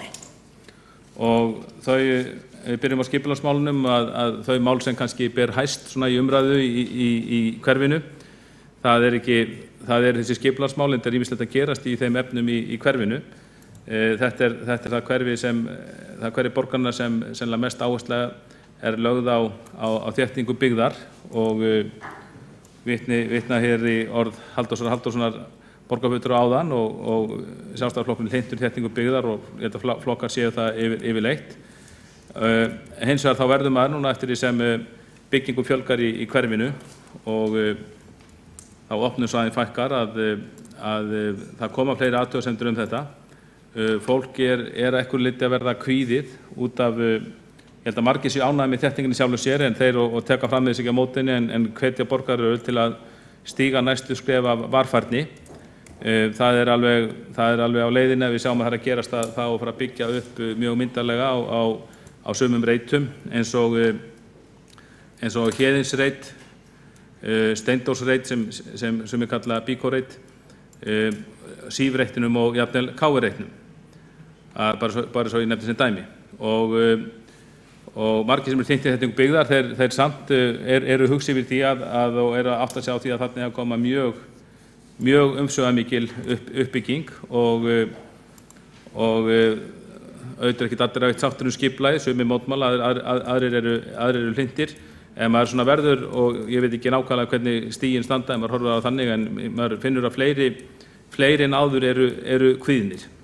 og það á ekki síst við KR-reitinn að ég held að það sætti sig mjög margir við það að ákveðnir reitir séu til þéttingar eins og til dæmis bara Steindórsreiturinn þar sem hefur staðið skemma og á að byggja upp á henni og eins Héðinsreiturinn og nú Lýsisreiturinn er fullbyggður nánast og svo Sífreiturinn jafnvel. En fólki finnst það mjög furðulegt að þegar það er búið að byggja öllum þessu reitum þá sé næsti reitur, það sé KR-reiturinn sem er svona íþrótt- og æskulýðssvæði hverfisins. Þannig að fólk orða það að það með ekki endalaust tróða inn meiri steypu og ég skil mjög áhyggjur íbúa þegar kemur hún á KR-reitinn og fólk spyr hvort að peningar ráð ekki alltaf miklu uppbygging í borginni þegar að borgaryfirvöld er nánast að ýta því eins og sagan segir að borgarstjóri og borgaryfirvöld er beinlínis að ýta því að KR-ingum að byggja á sínum reit. Og eins og þetta sé orðið gott og benda á að það sé erfitt að skapa góða stemningu en auðvelt að skemma hana. Í Vesturbænum ríkir auðvitað frábær hverfastemning eins og flestir viðurkenna. Þetta er eitt eftirsóttasta hverfi landsins. Nú, á þessu fylgir líka ýmsir benda á að bílastæðavandamál aukist, þessu stöðugt að aukast. Fólki í Vesturbænum flestir Vesturbæingar eru á bílum. Það er íbúðir sem er verið að selja í Vesturbænum núna, það eru mjög dýrar. Þarna er verið að selja margar íbúðir á eða yfir jafnvel 100 milljónir eða eitthvað undir því jafnvel og það er alveg ljóst að þeir sem kaupa slíkar íbúðir, þeir eru flestir á bílum, vilja vera á bílum og íbúar nálægt þeim svæðum sem eru að byggjast upp núna eða eru á leiðinu með að byggjast upp, þeir kvíða því mjög segja að það sé nú þegar bílastæðavandamáli þeirra á götu og það muni aukast þegar þeir flutti inn í þessi hús og það þarf að taka þetta með í reikningin þegar það fari í frekari þéttingu byggðar. Nú, en það eru ýmis sóknarfæri til þess að bæta hverfið og eitt af sem er mest umtalað það er Hagatorg sem er sennilega stærsta hringtorg landsins. Stóra spurningin er svo hvort að Hagatorg hvort að þetta sé eitt fegursta og formfastasta torg landsins var þetta teiknað með það var þetta teiknað á sínum tíma með það í huga að þessar fallegu byggingar kemur þarna allt í kringu það en því er ekki að leyna að þeim röddum hefur fjölgað sem spyrja hvort að þetta stærsta hringtorg landsins sé jafnframt stórt skipulagsslys hvort að það væri meira í þann tíðaranda sem er núna að breyta torginu draga á hraðaströðum torgið, þetta er í námunda við skóla og skólarnir þurfi meira rými til sína starfsemi hvort að það geti komið til greina og ýmsir eru hlintið því að breyta torginu, breyta því jafnvel úr hringtorgi þannig að vera ekki hringtorg lengur og stækka þá rýmið sem skólarnir hafi, stækka skólalóð eða skera torgið almenningsgarði, stækka skólalóðu Melaskóla út á torgið og þá væri auðveldara að koma væntanlegri viðbyggingu Melaskóla þar fyrir og þarna myndi skapast á aukið rými fyrir íþróttaæfingar, skátastarf og svo framvegis. Þarna getur verið almenningsgarður og til dæmis og jafnframt útikennslustofa fyrir skólana í hverfinu. Það er ég held að sé greinlegt að þessi hugmynd sem eitthvað nefndi fyrir nokkrum árum, hún er smám saman að fá aukið fylgi og þarna verður þetta leysa ýmis vandamál. Það eru kvartað yfir bensínstöðvum, sagt að við þurfum ekki allar þessar bensínstöðvar, það eru 3 bensínstöðvar í Vesturbænum og fyrir utan þessar 2 á Nesinu. Það kemur bæði þegar eins og með bílastæðin sem segja að háskólinn hafi of mörg bílastæði, aðrir segja að háskólinn hafi of fá bílastæði. Það er mikið auðvitað að talað að leysa húsnæðisvanda ungs fólks, það er nú bara svona almennt yfir borgina sem við talaðum það. Það er talað vöntun á verslunarrými í Vesturbænum, ekki kannski vöntun heldur að því þurfa að vera haganlega fyrir komið. Það vantir til dæmis alvöru verslun á eða við stúdentagarðana, það eru margir stúdentarnir búa í Vesturbænum og það eru alltaf að bætast við fleiri sem betur fer og mörgum finnst full langt að þurfa að fara á Hallveigarstíg eða Fiskislóð til að versla og margir Vesturbæingar segir reyndar að það sé betra fyrir það að fara á Hallveigarstíg í Austurbæinn að versla í Bónus heldur en út á Fiskislóð og telja að það væri að vera æskilegt að borgaryfirvöld kæmu ykkur þannig fyrir að það myndi skapast aukið verslunarrými. Svo má þetta velta fyrir sig hvaða hlutverk borgaryfirvöld eiga að hafa að koma koma á fót nýjum verslunum sem færu þá í samkeppni við þær verslanir sem eru fyrir. En þetta eru auðvitað verslunarrými, verslunarpláss eru skipulagt eins og annað. Nú, það eru nefndir miklir, það séu miklir möguleika með Sundlaugartúnið. Íbúar hvetja til þess að vilja að túnið nýtist betur. Túnið nýtist auðvitað vel fyrir undir sundlaugina til hreyfingar og líkamsræktar, en vilja að túnið nýtist betur og þar sé þetta koma fyrir margvíslegri aðstöðu. Þar má minna reyndar á það að við Sjálfstæðismenn höfum komið með margar hugmyndir, eða ýmsar hugmyndir þetta tún, meðal annars að þar verið komið fyrir frjálsíþróttatækjum sem getur nýst frjálsíþróttadeild KR en líka bara almenningi. Og minnst á að vanti gosbrunn Vesturbæinn, hann getur verið þar. Og það talað sem skipulagsmál auðvitað íbúðir í ferðamanna útleigu. Það er fullyrt að uppgangur skipulagðrar útleigu starfsemi heimahúsum sé mesta ógn við Vesturbæinn nú mundir og sé hreinlega plága í vissum götum. Og það er hvatt til þess að borgaryfirvöld stemmi stigum í ákveði við Airbnb-væningu. En það eru menn þetta beggja blandstæðar koma líka fram ábendingar það, þar sem fólk heimtar að það verði yfirvöld stemmi ekki stígu við þessari starfsemi vegna þess að fólki eigi að vera frjálst hvað það gerir við sínar eignir. Fólk sem eigi eignir í Vesturbænum, börnin kannski farin að heiman og það sé aukapláss í kjallarum eitthvað slíkt, þá eigi bara fólk að ráða því ekki sé vanþurfa á að fá okkur að tekjur fyrir húsnæði sitt, enda mjög hágjöld af húsnæði í Vesturbænum, enda eitthvað hæsta fasteignaverð á landinu. Það tala að vanti leikskóla í hverfið. Það athyglisvert fyrir 2 árum, þá fannst okkur ekki vanta neitt leikskóla þarna og það var með þess að lagði niður leikskóli þarna við mannrétt í Vesturbænum af því að það var ekki talin verið skortur.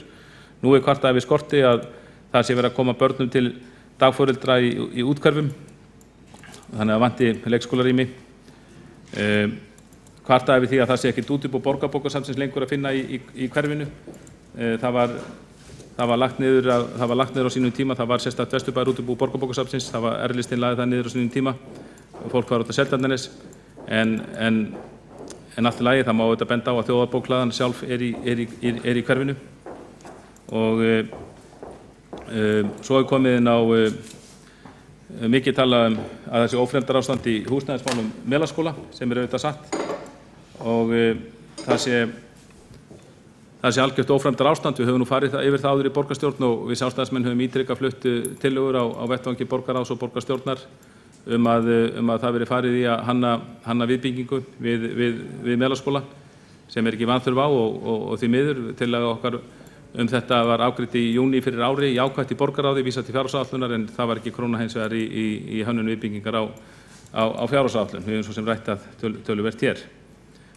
Hvatti þess að varðandi íþróttamál, það hvatti þess að almennt varðandi það þurfa að bæta leiksvæði í Vesturbænum, það er nú reyndar á við alla borgina, bæta umhirðuna, það þurfi það vanti bekka á leiksvæði þannig að foreldrar geti farið með ungu börni sem á leiksvæði sest niður, það er auðvitað ekki mikið mál að koma fyrir bekka á hverju leiksvæði, það vanti, það þurfa að huga því betur á leiksvæðin séu fyrir bæði kynin. Það er auðvitað mikil óánægja út af íþróttamálum hjá KR, aðstöðuleysið og aðstöðuskorturinn er mjög mikill og ég þreytist ekki á að segja það, ég hef oft sagt það hér að það var auðvitað mikið óþurfta verk hjá núverandi meirihluta í borginni og kannski viðtakandi sem verður mér sýnist á meirihluta að halda áfram að þverskallast við að samþykkja tillögur okkar Sjálfstæðismanna það að Keilugrandi yrði þróaður sem íþróttasvæði í Vesturbænum fyrir KR og nú er verið að byggja upp að þessu svæði og mikið óþurfta verk því að þá er KR í enn þrengri stöðu en áður á sama tíma og þeirra fjölgi í hverfinu, á sama tíma og kröfurnar eru að aukast í KR, þá er þrengt að hverfinu og verið að vinna með það hugmynd að það verið byggðar upp blokkir á fjölbýlishús á KR-svæðinu svo að í því skyni að fjármagna þar uppbyggingu íþróttamannvirkja og ekki skrítið þó að margir Vesturbæingar séu skeptískir á þá nálgun. Nú það er talað að það vanti betri aðstöðu fyrir það vanti körfuboltavelli í Vesturbæinn, sérstaklega gamla Vesturbæinn. Það vanti hjólabrett og hjólaskautargarð. Það var ákveðin aðstæða í gamla Vesturbænum fyrir það en hún er farin og það er þá nánast engin varla nein aðstæða, íþróttaaðstæða eða skipuleg íþróttastarfsemi þá í gamla Vesturbænum, minnst kosti mjög lítil. Og annað óþjóðstunarverk sem fólk gerir athugasemdir við og ég vil nefna að borgin að byggja fimleikahús á Seltjarnarnesi í samráði borgarbæjaryfirvöld þar, en það hefði auðvitað verið hægt að koma þessu húsi fyrir í Vesturbænum, til dæmis við hliðina á íþróttahúsi Hagaskóla eða Háskólasvæðinu, og það hefði verið hægt að koma slíku húsi fyrir þar og þá hefði verið svona í miðjum Vesturbænum og í göngu og hjólreiðafæri við mjög marga iðkendur, en það er mörg börn úr Vesturbænum sem sækja fimleika út á Nes og það er auðvitað þá mikið skutli í sambandi við það. Sparkvellir með gervigrassi, battavellir, þá vantar ennþá við flestaskóli í hverfinu.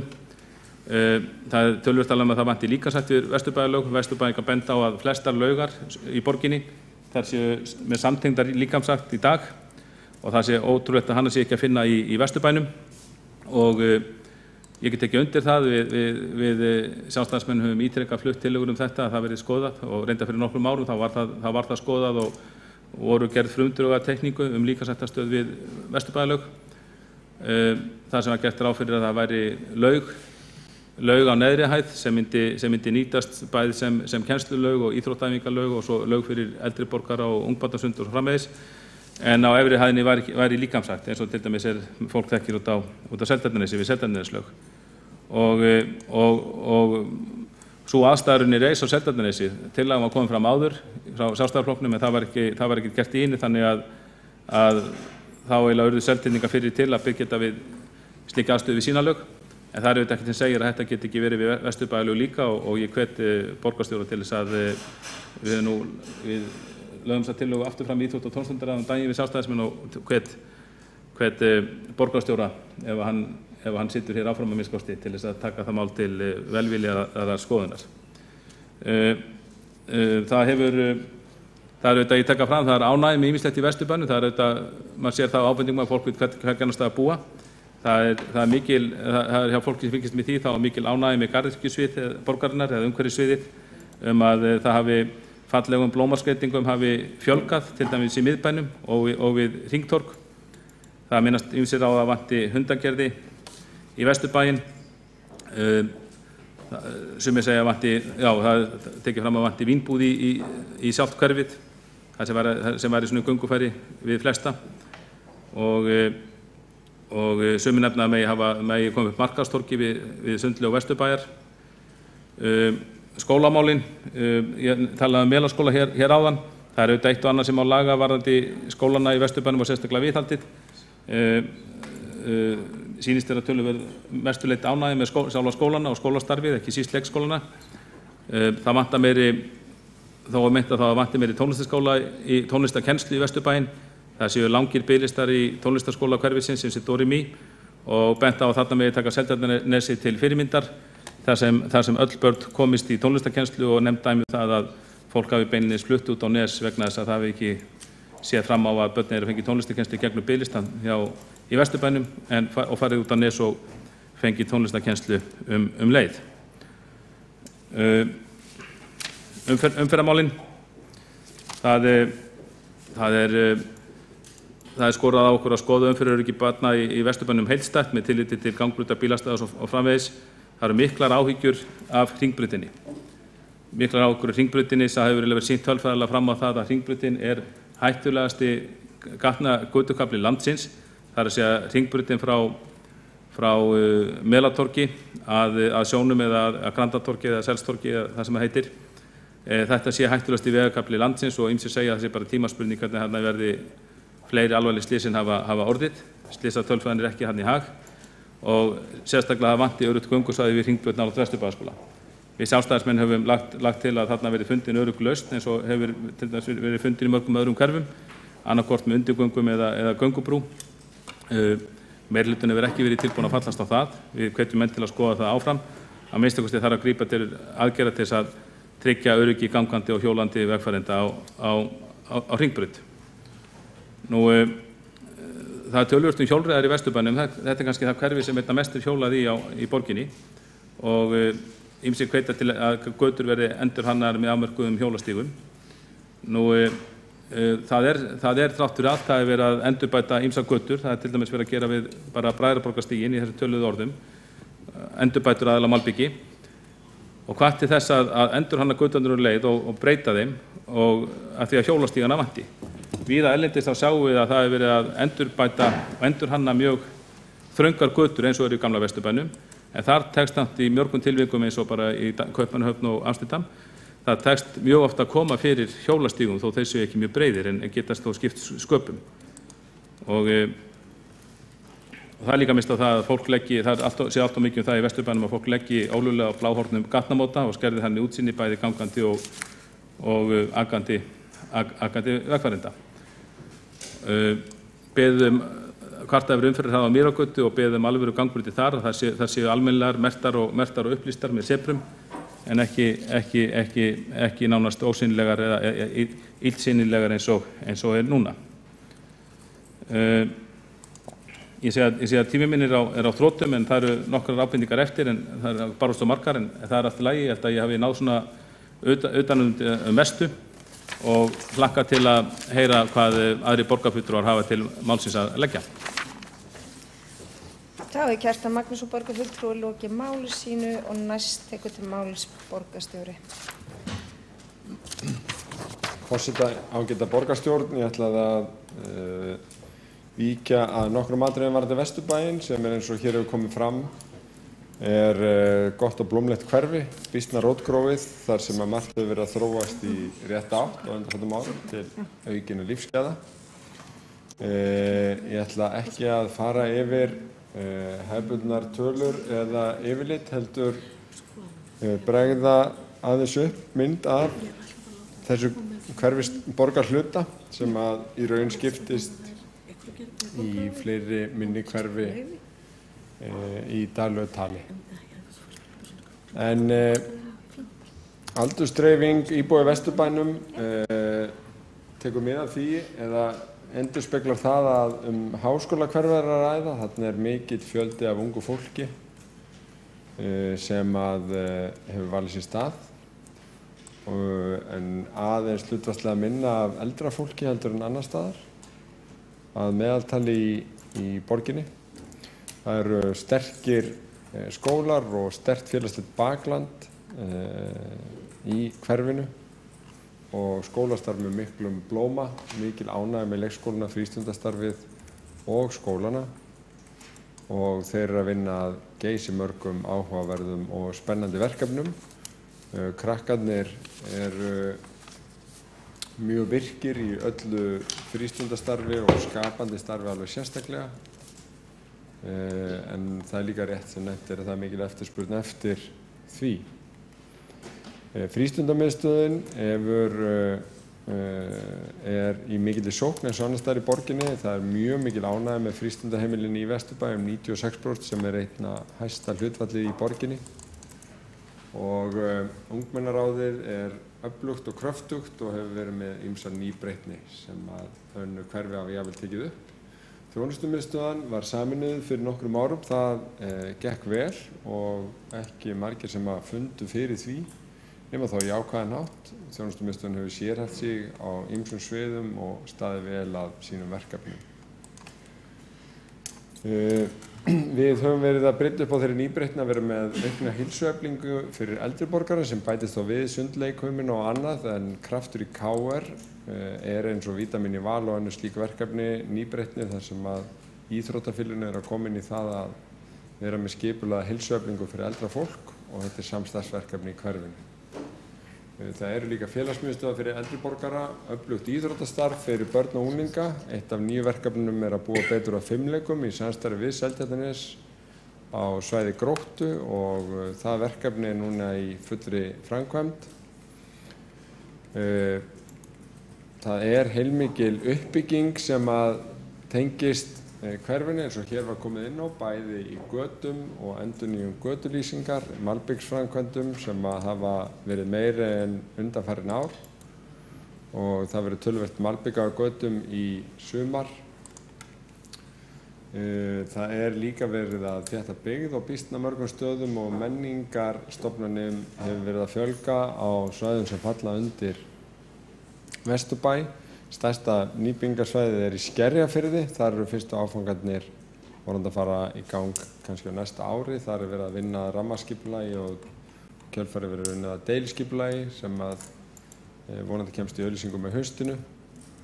En þarna er verið að vinna úr vinningstillögu sem að hefur verið með sér mörg þeirra gæða sem að borgin vill þróa. Það er líka verið að vinna að skipulagsmálum við Gamlagarð þar sem hugmyndin er að setja niður stúdentagarða. Það er verið að byggja stúdentagarða á Vístagarðareitnum.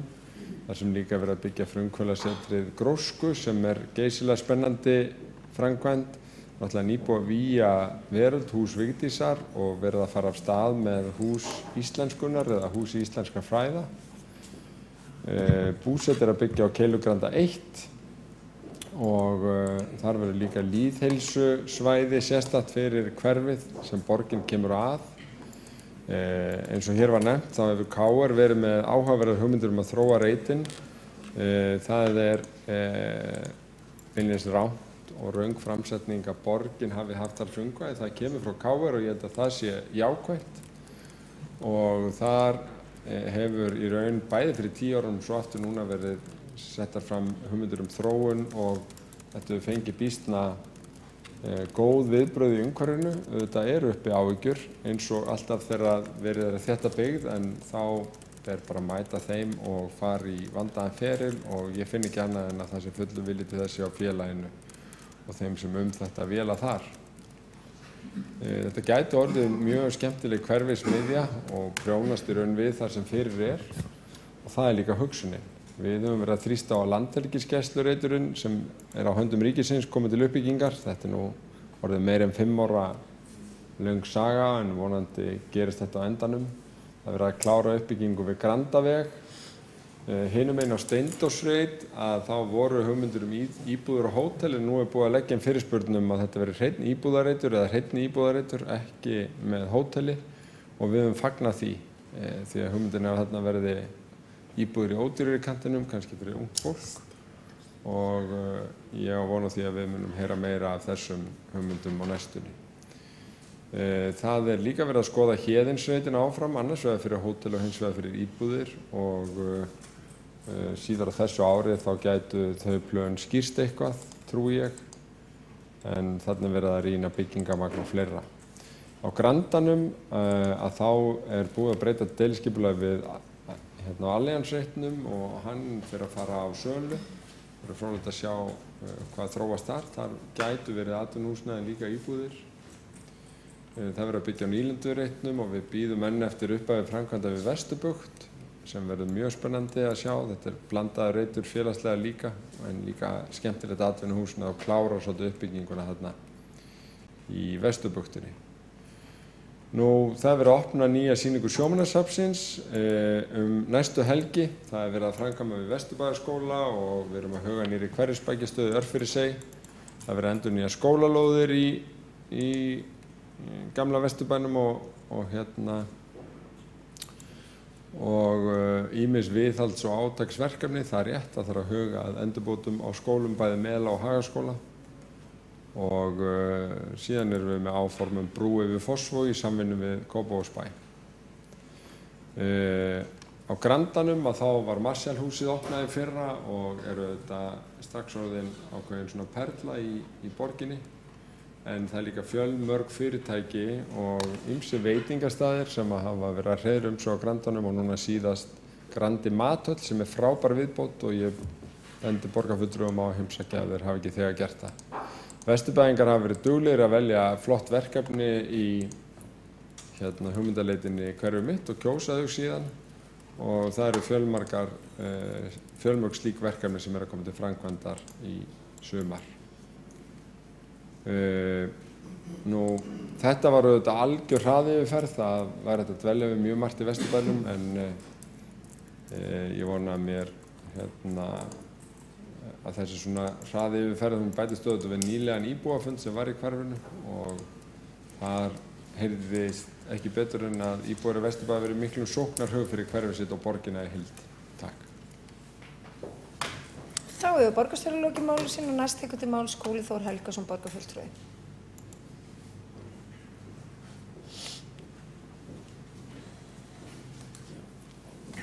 Forseti ágæta borgarstjórn. Hér hefur margt gott verið sagt í þessari umræðum Vesturbæinn það prýðilega hverfi, gott mannlíf þarna og mikill metnaður íbúana að standa vörðum það sem gott og gera betur í öðrum málum. Aðeins nokkur orðum svona það sem lítur að skólamálunum og því sem framundan rétt sem kom fram í máli Kjartans Magnússonar borgarfulltrúa að það er brýnt að fara í úrbætur á húsnæðismálum, Melaskóla og Hagaskóla og þar góðu heilli að störfum núna harðsnúinn hópur sem að leggja lokahönd á tillögur færar leiðir og æskilegar í þeim efnum og vonandi fáum við að sjá framan í þær tillögur síðar í þessum mánuði. Ýmislegt að gerast í leikskólamálunum, það verið að opna 2 nýjar ungbarnadeildir, þær fyrstu í Vesturbænum en ekki þær síðustu, strax í haust, annars vegar við Hagaborg leikskólan, þar sem verður að bjóða 16 börnum inn á þá deild og aðra við Grandaborg, þar sem 14 börn munu njóta samvista við sína jafnaldra. Og síðan í burðarliðnum að fjölga verulega leikskólaplássum í hverfinu með samningum við einkarekna leikskóla á svæðinu. Í fyrsta lagi Mánagarð sem að Félagsstofnun stúdenta rekur. Þau hafa verið að fara í gagngerar endurbætur á sínu húsnæði til þess að geta bætt þar við deildum og þar mun plássum fjölga cirka 60 og það mun koma til framkvæmda núna í sumar. Síðan þarna leikskóli sem heitir Sælugott og þau hafa nýlega tekið í notkun nýtt húsnæði og hafa sótt fjölgun barna upp á 20 börn og loks leikskólinn Skerjagerður með áhuga á að stækka við sig og bjóða 6 börnum til viðbótar. Þannig að þarna eru tæplega 90 börn í viðbót í hverfinu sem fá að koma inn á leikskóla í hverfinu. Nú, það var komið hér inn á Hagatorg og ég eins og fleiri mikill áhuga maður það að nýta Hagatorgið betur, ekki byggja á því eins og reyndar maður hefur séð nýlegar og eldri hugmyndir heldur að breyta Hagatorgi í svæði fyrir fólk úr því að vera fyrst og fremst umferðarmannvirki eins og það í dag. Þetta heilmikið flæmi, ég held að Hagatorg sé rúmlega 80 metrar í þvermál og áhugavert að þetta svo hugmynd sem kom út úr verkefninu Hverfið mitt sem að fekk mestan hljómgrunn. Það var sú hugmynd sem fekk mestan stuðning í fyrra og inn á plani að stíga einhver skref í þessa átt, til dæmis með því að minnka umferð torgið. Það hafa verið hugmyndir að gera allir fornaðan að Botngötu og fleiri reyndar hugmyndir eru á sveimi þetta. Það væri að mínum mati mjög skemmtileg og glæsileg vísbending breytta forgangsröðun, breytta tíma í þágu fólksins í borginni að breyta Hagatorgi í einhvers konar almenningsgarð með iðandi mannlífi þar sem að börn og fullorðnir getur gert sér glaðan dag við fjölbreytta iðju og hárrétt sem að margir hafa bent á að það myndi vera mikil lyftistöng fyrir börn og unglingar sem eru núna í skólum í umhverfinu, í Melaskóla, Hagaskóla og Hagaborg, að geta nýtt þetta mikla svæði til fjölbreyttar útivistar í leiki, í fjölbreytt útinám og svo framvegis. Þannig að það býður nýra borgarstjórnar að setja það í farveg og finna upp spennandi leiðir til þess að hugsa upp góða hluti í því hvernig við getum nýtt Hagatorgi betur í þágu fólksins í borginni. Nú, fleira var það ekki sem ég ætla að koma inn á í þessu efni, en þakka fyrir umræðuna eins og aðrir. Það er Skúli Þór Helgason, borgarfulltrúi, lóki máli sínu og ekki hafa fleiri hvatt sér hljóðs undir þessum lið. Jú, Kjartan Magnússon, borgarfulltrúi, tekur næstu til máls.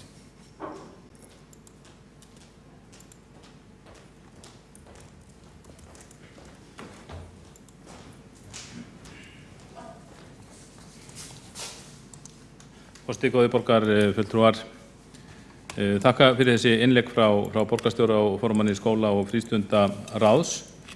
Það er að taka út ýmislegt sem þeir segja, svo til dæmis þetta með Melatorgið.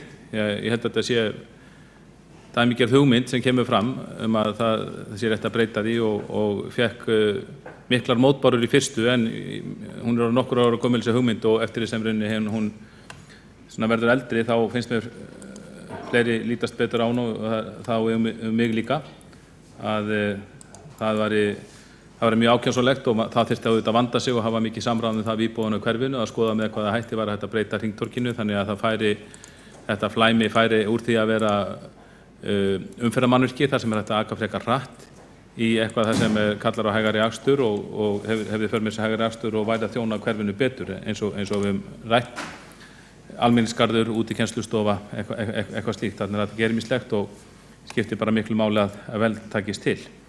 Nú, síðan það þetta með varðandi Melaskóla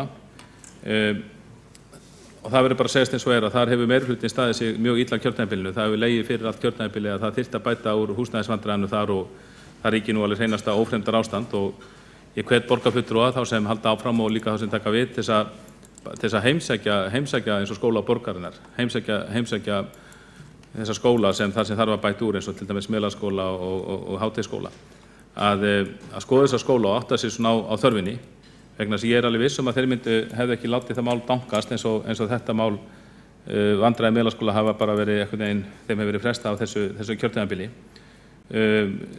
Síðasta við Sjálfstæðismenn tókum þetta mál upp og fengum ákveðna samþykkt í borgara eins og ég gat áðan í júní fyrir ári og svo var þessu vísað til fjárhagsáætlunar og Vesturbæingar tók eftir því að í Vesturbæjarblaðinu sem er borið í hvert hús í Vesturbænum, Vesturbæjarblaðinu í nóvember þá var forsíðufrétt með viðtali við Skúla Helgason formann skóla- og frístundaráðs og fyrirsögnin var svo bara höfð eftir ummælum hans að framkvæmdir við Melaskóla væru á forgangslista og þarna var þetta réttan og fjárhagsáætlun var samþykkt og málinu hafi verið vísað til fjárhagsáætlunar og menn fórnarfélag Melaskóla og fleiri töldu nú að þarna væru úrbætur alveg á leiðinni en nei, málinu var því var bara frestað og við lögum fram tillögum í fjárhagsáætlun við Sjálfstæðismenn og hún var bara felld eða vísaði eitthvað út í buskann sko og núna segir þessi sami formaður skóla- og frístundaráðs sem sagði áður að þetta mál var á forgangslista, nú segir hann að það sé harðsnúinn hópur að vinna að málinu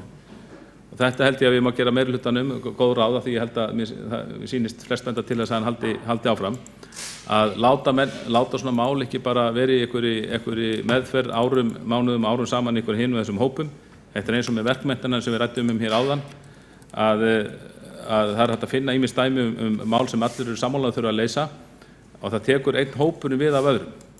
Í hversins hann kemur nýr meirihluti þá fyrir bara einhver nýr hópur í að skoða málið og svo bara vísaði það að það sé harðsnúinn hópur að skoða málið en svo gerist lítið.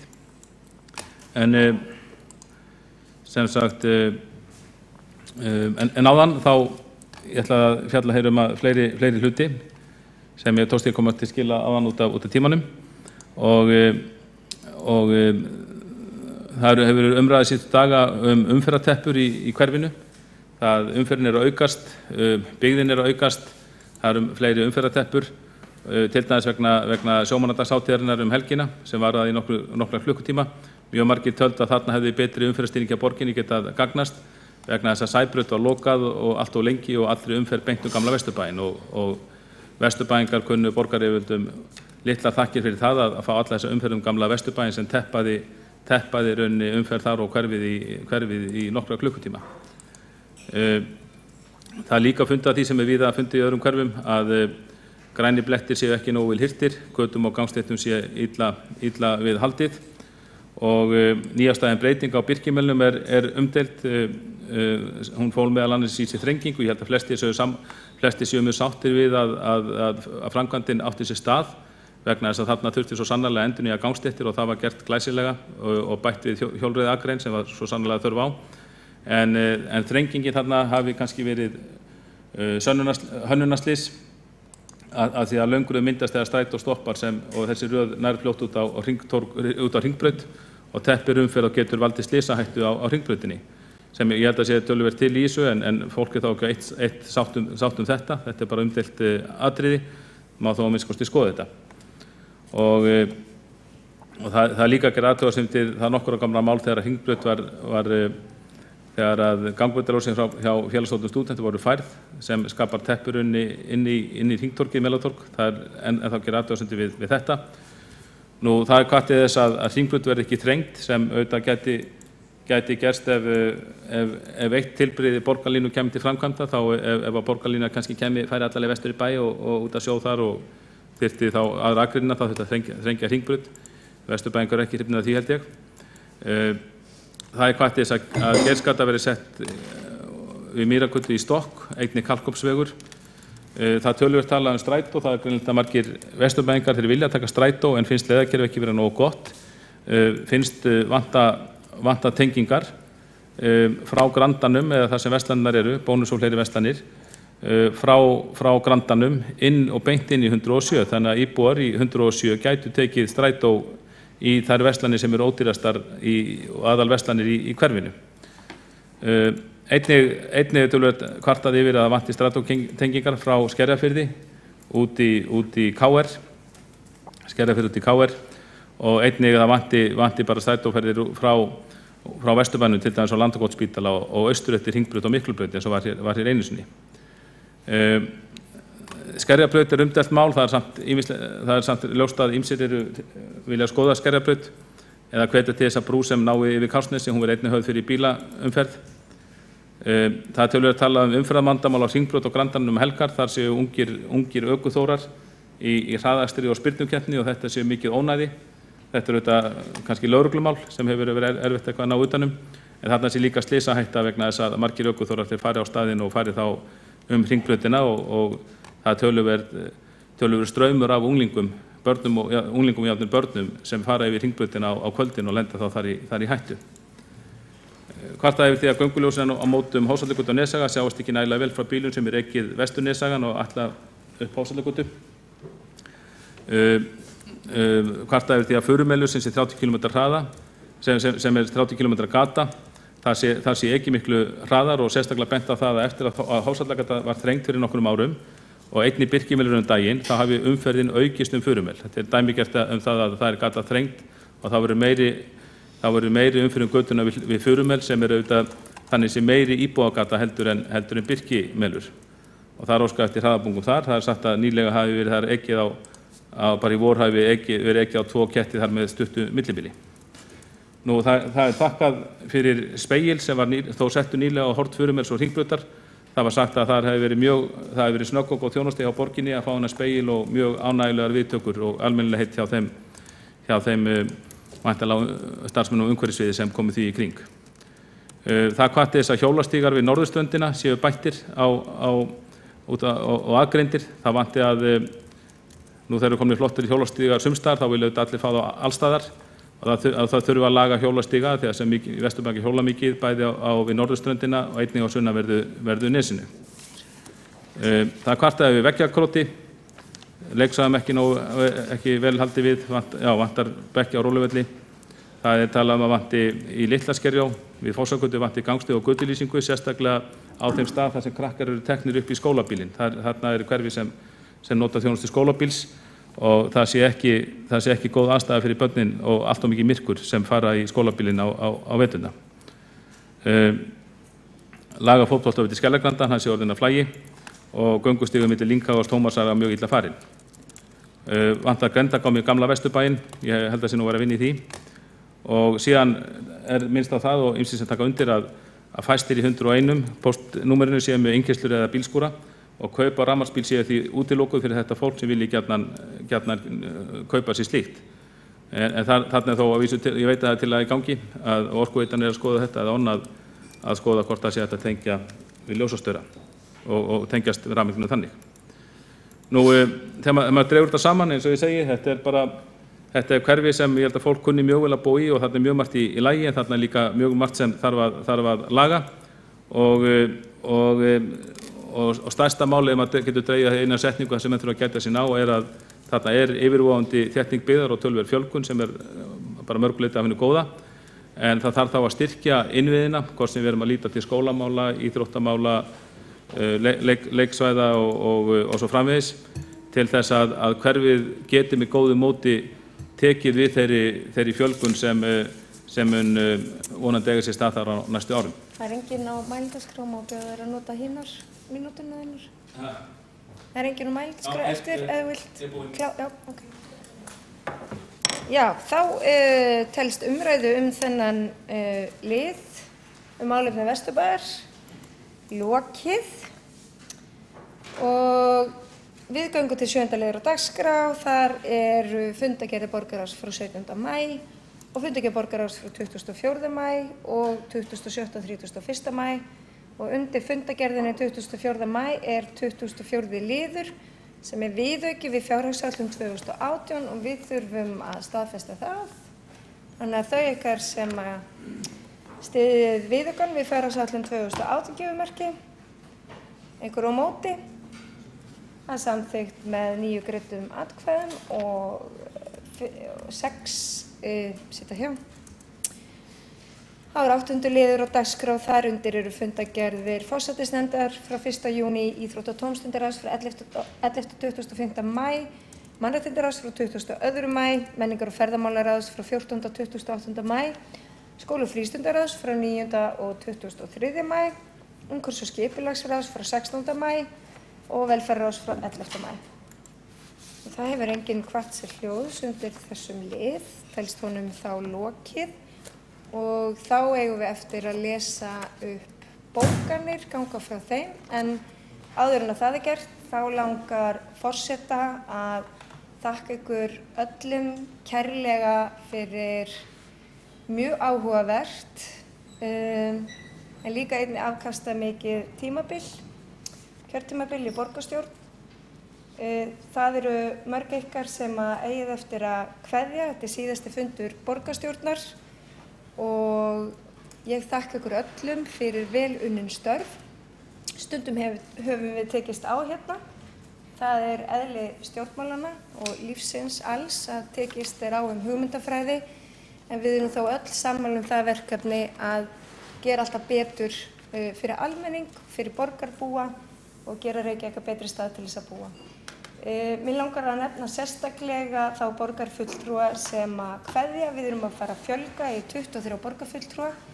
Það nýtt, verkefnið ærið, þetta verður mjög fróðlegt og spennandi að fylgjast með þessari fjölgun og hvernig til tekst. Og það alveg ljóst að það koma margir nýjir borgarfulltrúa til starfa með vonandi nýjar hugmyndir og eitthvað ferskleika sem að við öll höfum auðvitað byggt undir á þessu kjörtímabili, vil ég telja. En mér langar sérstaklega að nefna Áslaugu Friðriksdóttur borgarfulltrúa sem reyndar ekki hér og Börk Gunnarsson borgarfulltrúa sem hér, Kjartan Magnússon borgarfulltrúa, Halldór Halldórsson borgarfulltrúa, Guðfinnu Jóhannu Guðmundsdóttur borgarfulltrúa, Grétu Björgu Egilsdóttur borgarfulltrúa, Sveinbjörgu Birnu Sveinbjörnsdóttur sem ekki hér borgarfulltrúa, Halldór Auðar Svansson borgarfulltrúa, Elsu Jómann borgarfulltrúa, Sigurbjörn Blöndal borgarfulltrúa og það liggur þá fyrir að við sem eftir hér sitjum tökum við keflinu og vonandi verður næsta kjörtímabil gott. Þetta verður uppskera kjörtímabil, sama hvað mönnum finnst verkefnin, þannig að ég kveð ykkur öll. Það tekur líklega við nýr forseti, kannski nýr borgarstjóri, en það verða miklar breytingar á næsta kjörtímabili og ég hlakka til. Það eðli lífsins að það breytist og við eigum að fagna því. Þannig að ég slíti ekki fundi, við ætlum að lesa upp bókanir ef einhverjar eru. Ef svo ekki, þá slíti fundi. Hér hafa ekki verið boðaðar bókanir. Þannig að forseti kveður, slíti fundi, klukkan 25 mínútur gengin í 6 og ég segi góða ferð og takk fyrir að kjósa Reykjavík.